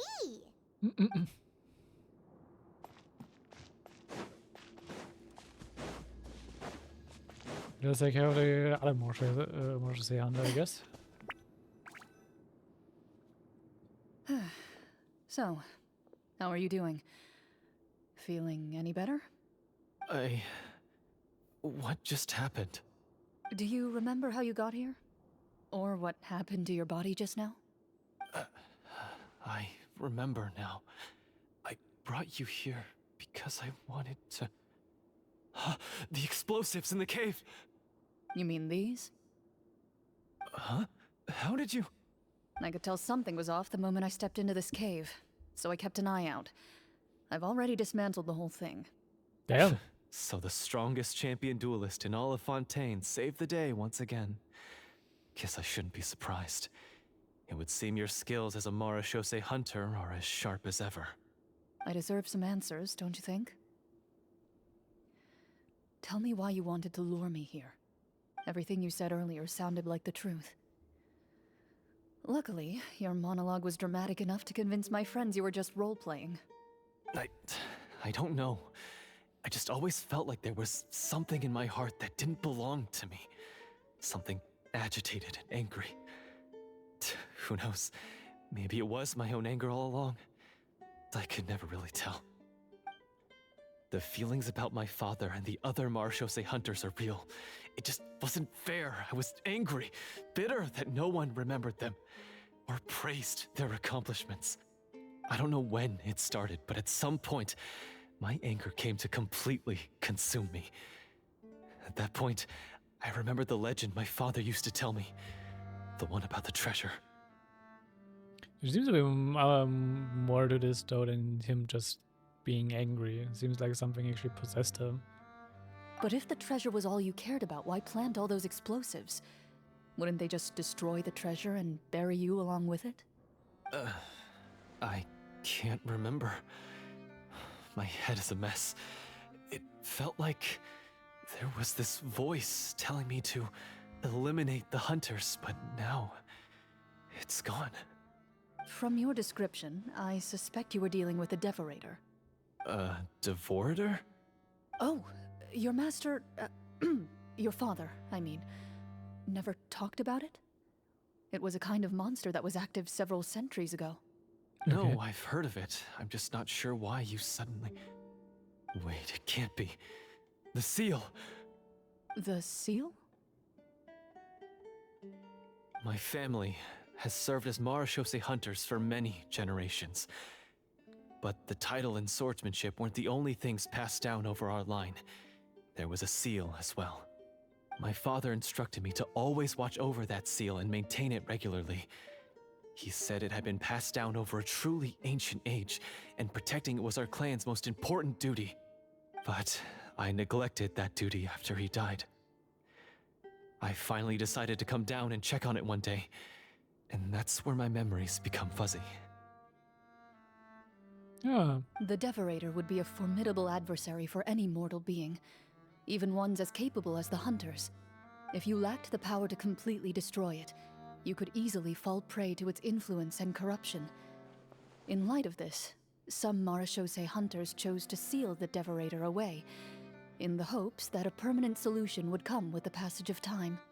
I heard it has the power to amplify the obsessions and desires in people's hearts, to the point where they overtake you entirely. It would seem I'm not just lacking in skill with a blade, but in mental fortitude as well. And yet, you were able to retrieve 3 of the 4 keys. If I remember correctly, each was entrusted to a respected and capable hunter. How did you manage it? One of them belonged to my father. The second I stole from a different hunter. And the third... was one that I snatched while the person was on the way home from the tavern. I nearly died in that alley. Yeah. I know just how strong you are. It's as clear as day to everyone in Fontaine. I observed you from dusk to dawn, but could never find any opportunity to sneak up on you. I never even saw you drink a single glass of liquor. The only way I could think to obtain that last key was to lure you here using your hobby, and then... Oh, I get it now. That monster, it wanted to bury you here alongside the treasure. I won't comment on anything else, but the script was good. Well, I did pour my heart and soul into it. The stories my father used to tell me about the glory of the heroic Marashose hunters and how they came to be forgotten. It's more than just a story. Huh? You're proud to be a hunter. You're still holding onto that part of yourself, no matter how small. I have done so many despicable things. I have nothing to be proud of. Then explain the purpose of the evil sorcerer in your story. Huh? Isn't he the true antagonist? The one who sought nothing but his own gain, and used the people as pawns to attain it? In your heart of hearts, he was the one you truly wanted to defeat. But I've already tainted my sword. I no longer have any right to... Wake up, Florian. Remember how you introduced yourself earlier. Do you really think the hunters acted out of a desire for honor and glory? Or to be loved and acknowledged by the people? What did your father teach you about our order? You do not wield your sword for yourself, but to protect those you serve. There's nothing special about a blade. It's the intentions of the wielder that matter above all else. Do you still not understand? Even after seeing the treasure for yourself? The contents of that room, they represent the true legacy the hunters left behind. You're right. I am a Marashose hunter. It's time for me to redeem, no, to finally serve the people I vowed to protect all along. I wouldn't be so quick to push aside the need for redemption. I know. That's a charge I won't bother to defend myself against. Good. Then, come with me, and help me see the script through to the end. Huh? See the script through to the end? But there's no more script left. Never finished it, huh? No, I wrote the script with the sole purpose of luring you all here. There was no reason to write beyond this point. Then we'll just have to keep writing it. The evil sorcerer still needs to be defeated. You mean the Devorator? Are you saying I have to make up the rest of the script as we go along? Yes, you do. Is that really so hard? You've already written most of it. Surely you can write an ending where the hunters win and justice prevails. I'll be there to help you too. You aren't afraid your party will fall into danger? I know what my friends are capable of, and they're all quite skilled. Besides, I need their help. Then, are you going to tell them the truth about all this? I don't intend to spoil the fun. Sometimes, protecting dreams and fantasies is more important than exposing the truth. Don't you think? I guess so. So you should tell them in the end, at least. Once all is over.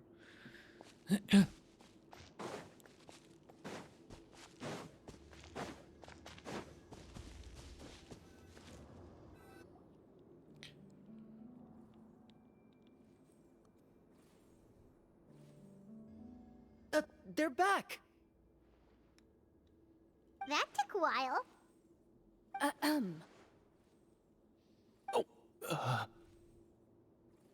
Ahem! My fellow Marashose hunters, please forgive me, for I have sinned. Tone it down. Sorry.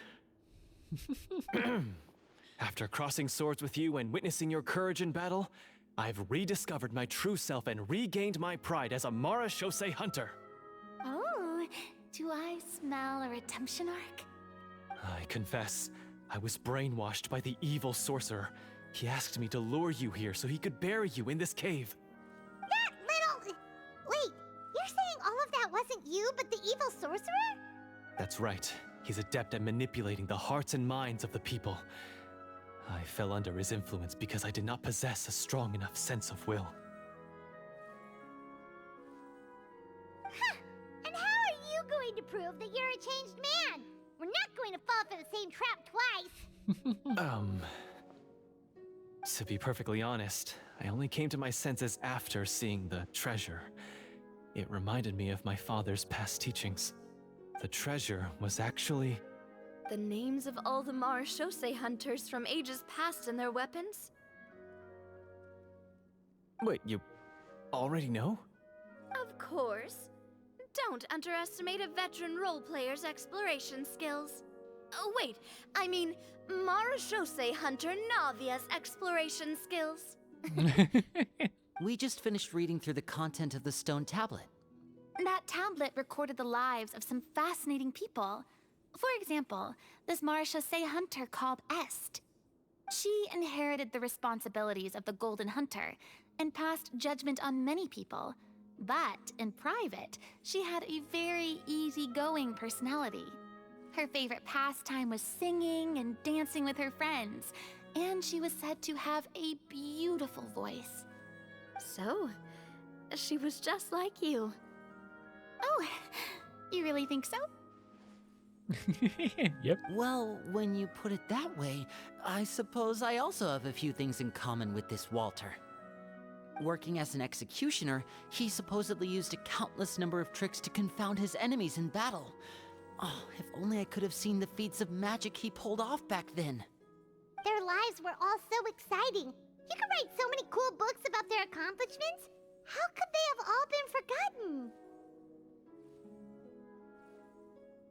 Because they chose to be.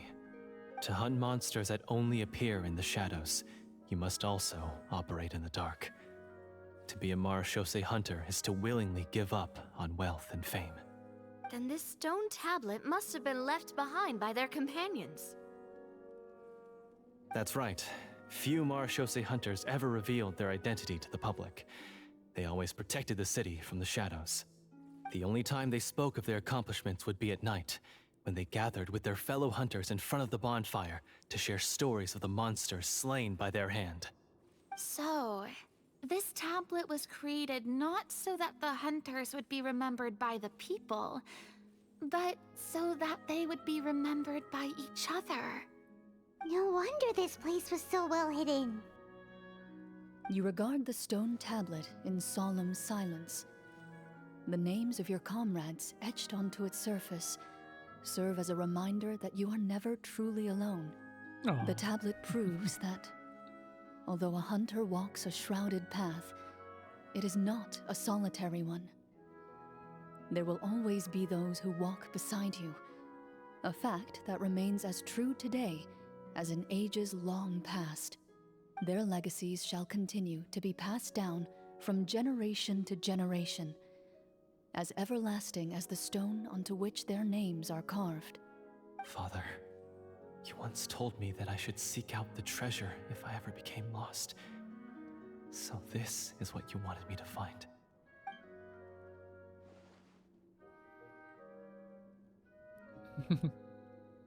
I'd like to do an inside check on him. I checked the Doris runes, okay. Because it's like Clorinde making the check. His eyes are sincere, and his words ring true. You can tell that every word he spoke just now came from the bottom of his heart. I implore you, everyone, please give me a chance to make up for all I've done. Allow me to fight alongside you and defeat the evil sorcerer that threatens the peace and prosperity of everyone in this kingdom. Well, I say we let you join. We're in this basement? Okay. Sounds good to me too. Everyone makes mistakes. What matters is what you do to make up for them. I have no objections, but Mr. Florian, do you even know how to defeat the evil sorcerer? When he took over my mind, I gained some insight into his thoughts. Every time I thought of the treasure, he reacted with a strong sense of fear. Huh? He's afraid of the treasure? But there's nothing here except some broken weapons and the stone tablet. What if the secret's hidden inside these weapons? GM, permission to investigate. She wins. Yeah, we win all those checks now, I guess. At first glance, the weapons appear absolutely ordinary. But as you observe them, you notice a faint energy emanating from within. These blades have slain countless monsters. Though it's been a long time since they were used in battle, their edges remain sharp, as if they're simply waiting for the next worthy hunter to carry on their legacy. So basically take these with us, right? I'll take this weapon, since it used to belong to Est. Maybe it'll find comfort in being held by someone who appreciates the arts. Good idea. I'll take Mr. Walter's bow then. From one archer magician to another. Pretty fitting. Paimon's gonna pick a cool weapon too!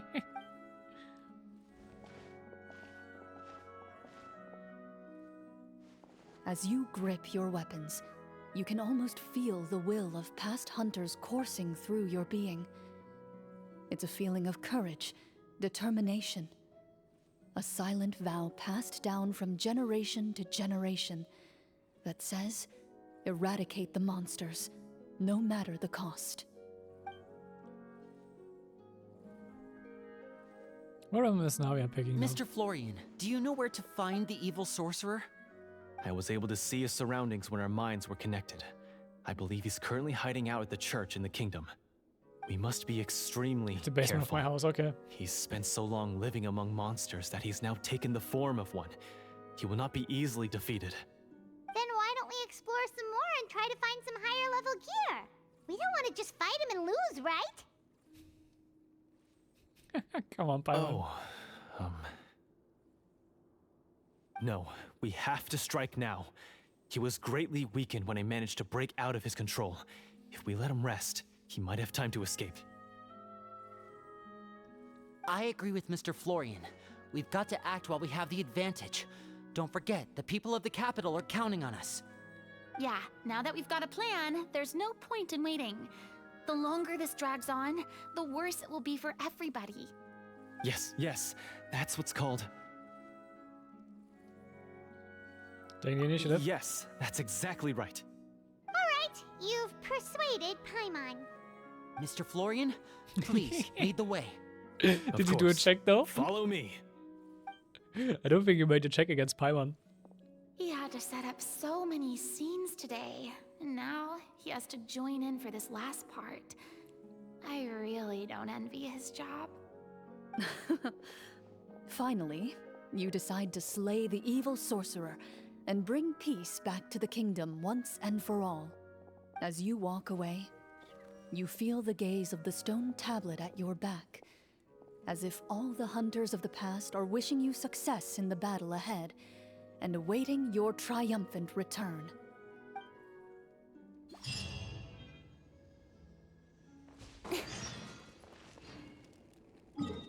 Engaging the phantoms.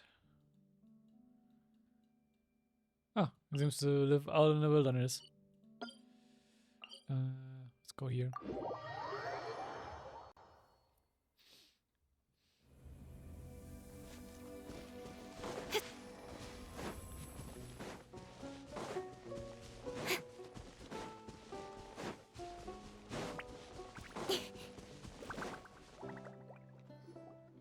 Finally, you arrive at the church Florian described. As you approach, an ominous aura surrounds you. You get the sense that your enemy is close at hand. How strange. This uneasy feeling seems so real. How did they manage that? It is real. Now, it is time for the final battle. Let's go.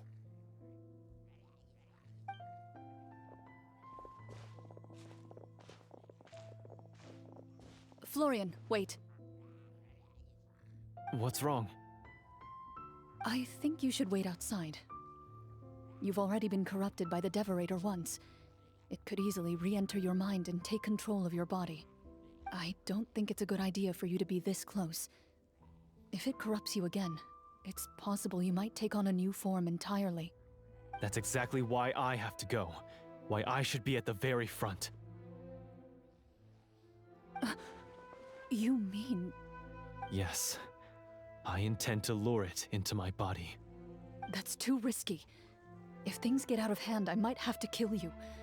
Do you understand how dangerous this is? I understand, but if I do this, you'll have a clear and visible target. The Devorator will have a hard time passing up a chance to enter a body it knows how to control. You won't have to worry about any of your friends being taken over.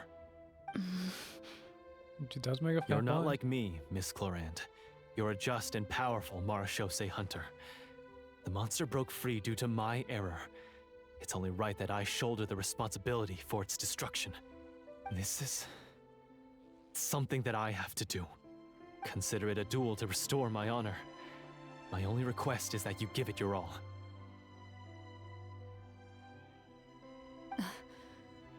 I understand. Then, as a champion duelist, I hereby accept your request for a duel, and extend to you my most sincere regards. Thank you. The battle is now upon us. Let the Devorator once again tremble under the blade of the Marechaussee hunters. Let's take the other arrows first.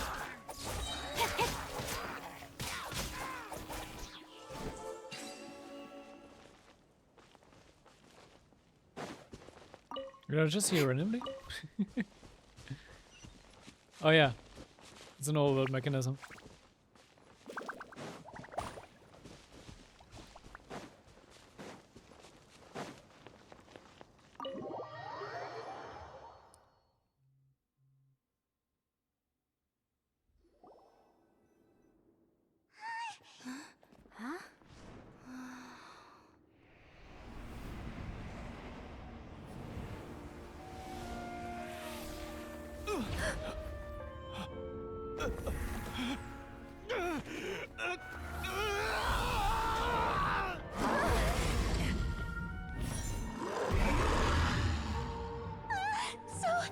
So lifelike.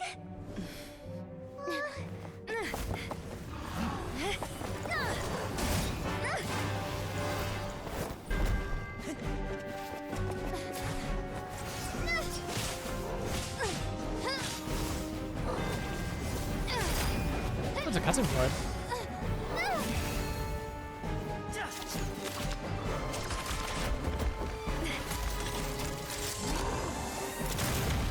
Oh, damn.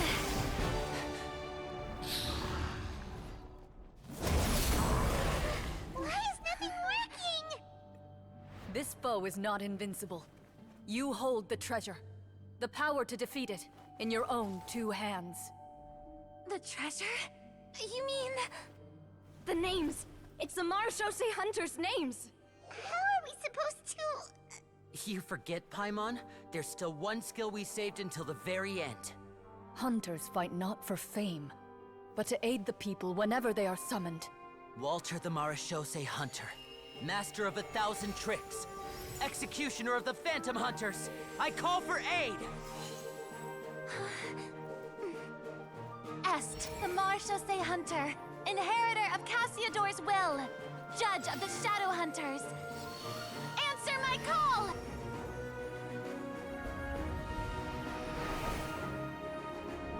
Petronia, protector of justice and order, the hunter I respect the most. Thank you for saving my friend, the best one I'll ever know. Please, lend us your strength. Cute.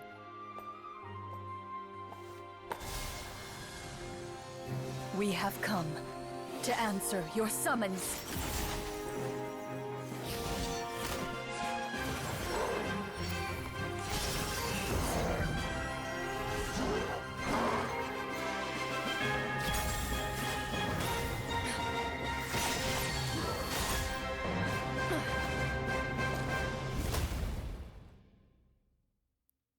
And so, the monsters were eradicated, and the sorcerer was defeated.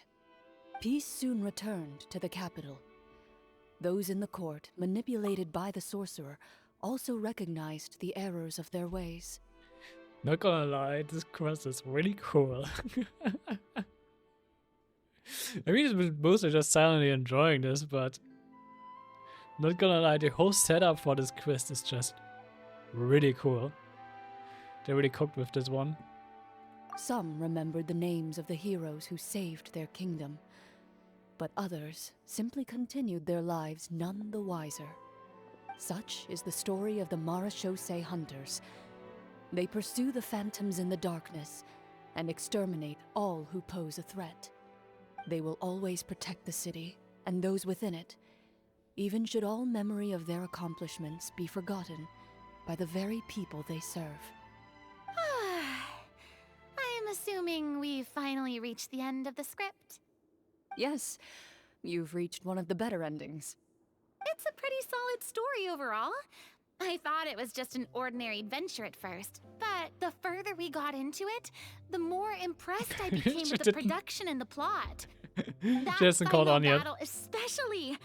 All the effects were super realistic. Oh, right. Yeah, totally. That's a really good point. I never expected the weapons we picked up from that vault would have that kind of effect. I think even Linny called on, so it's only Furina with Curious and probably Paimon. Yeah, mine nearly scared the daylights out of me when it started glowing. I took a good look at it after we got out, but I don't think it ever lit up again. Oh, we should probably give these props back, right? I'll just leave mine here. Did you have a good time? Of course. Let me know if another script like this comes around. Sure, no problem. Then I'll head back for now. I think I need some time to fully digest everything that just happened.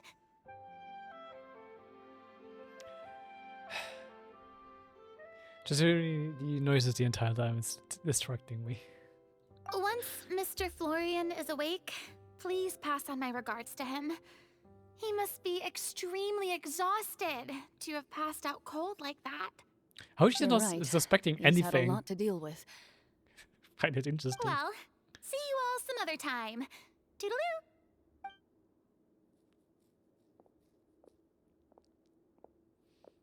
How is she so clueless? Okay, so, can I ask now? I think it should be fine, yeah. What in the world was going on back there? So you saw through all of that? That time in the cave when you told us to close our eyes, it'd be weirder if we didn't notice anything. I mean, Furina didn't. I was dying of curiosity the entire time. I mean, you did a pretty bang-up job of pretending nothing had gone wrong. Furina actually looked like she thought all of it was planned. Guess none of us wanted to be the one to break the illusion. What are you all talking about? I was just playing along too. Oh, wait. Don't tell me Paimon never... Oh, this is all my fault. It's not too late to cover your ears. Here, Paimon, I'll do it for you. Bit late for that, don't you think? You're saying everything that happened back there wasn't actually part of the script? Nope. Never has been. Probably more accurate to say this was never a real scripted story to begin with. What? So loud. My head. Hey, you! Get up right now and explain yourself!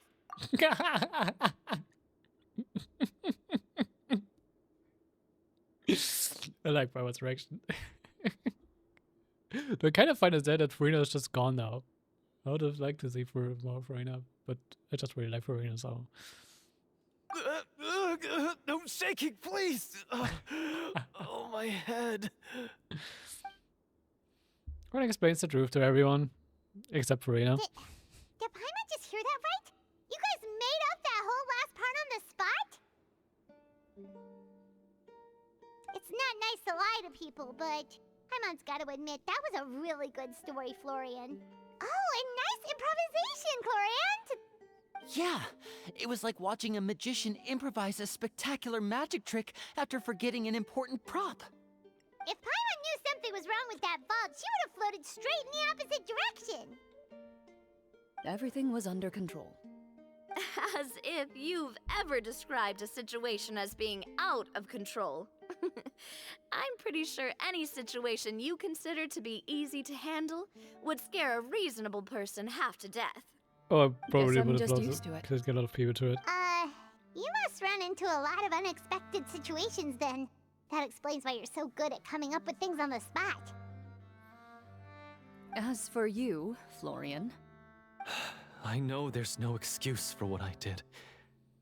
I'll turn myself into the guards at once, confess my crimes, and accept any punishment that comes my way. I would say you've already suffered more than enough. What? You may have been blinded by fame and fortune in the beginning, but your actions during the final battle had proven you to be a true Marechaussee hunter. You'll be far more used to the city above ground than below. Your job as a hunter is more important. But... Of course, you'll still need to take the keys and pay a personal visit to the 2 hunters you wronged. Prepare to accept any terms they give you as well.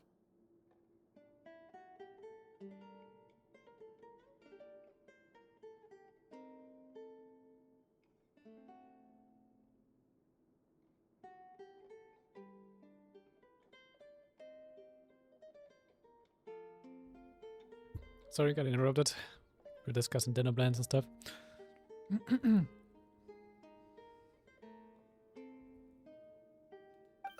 Yes, of course. As far as I'm concerned, though, your showing in the duel was enough to prove your honor. Then I'll do exactly as you said. I'll go return those 2 keys right now. Thank you so much, everyone. I'll do my best to prove myself worthy of the second chance you've given me. I swear this on my name and honor as a Marechaussee hunter. Until we meet again, everyone. This is a really cool story. Not gonna lie, it was really cool. It had a really nice setup. Speaking of Marechaussee hunters, what should we do about the treasure in that cave? Leave it be. Are you sure? We could show it to people, make it so that the hunters are remembered. Don't you want that? No. Every name on that tablet made the same choice. All hunters know what the path entails. I am no exception. My identity as a Marechaussee hunter is not something I need people to remember. I wish only to be recognized as a champion duelist. Nothing more. That's certainly very different from the path of a magician. Still, I admire your decision. Wait! Paimon just remembered something. If there were no special effects involved, why did our weapons begin to glow during the battle? That's because the Marechaussee hunters of ages past would often imbue their weapons with special enchantments to suppress the monsters. Whenever a monster was nearby, their weapons would start to glow. Oh, so that's why they had an effect on that guy near the end. I really thought the summons were doing all the work. Well, I'm sure the summons were a part of it too. Oh? How so? This particular devorator probably hailed from the same era as the hunters we saw in the room. The names you recited all belonged to the bravest hunters. Countless monsters fell to their blades. That's likely why the devorator visibly reacted when you said them out loud. So the names held the power all along! Navia. Everything you said during your summon. Huh? Oh, I meant what I said. I mean, it was true to my character, so yeah, I'm glad you heard it. Just don't make me repeat myself. It's embarrassing. Adorable. I really appreciated those words. All right. Don't get all sentimental on me. Anyway, let's not talk about that anymore. I'm going to go on ahead. Don't fall too far behind now. She ran off! I should probably head back as well. This story was truly incredible. I might have to spend the whole night telling my siblings all about it. See you later. Goodbye.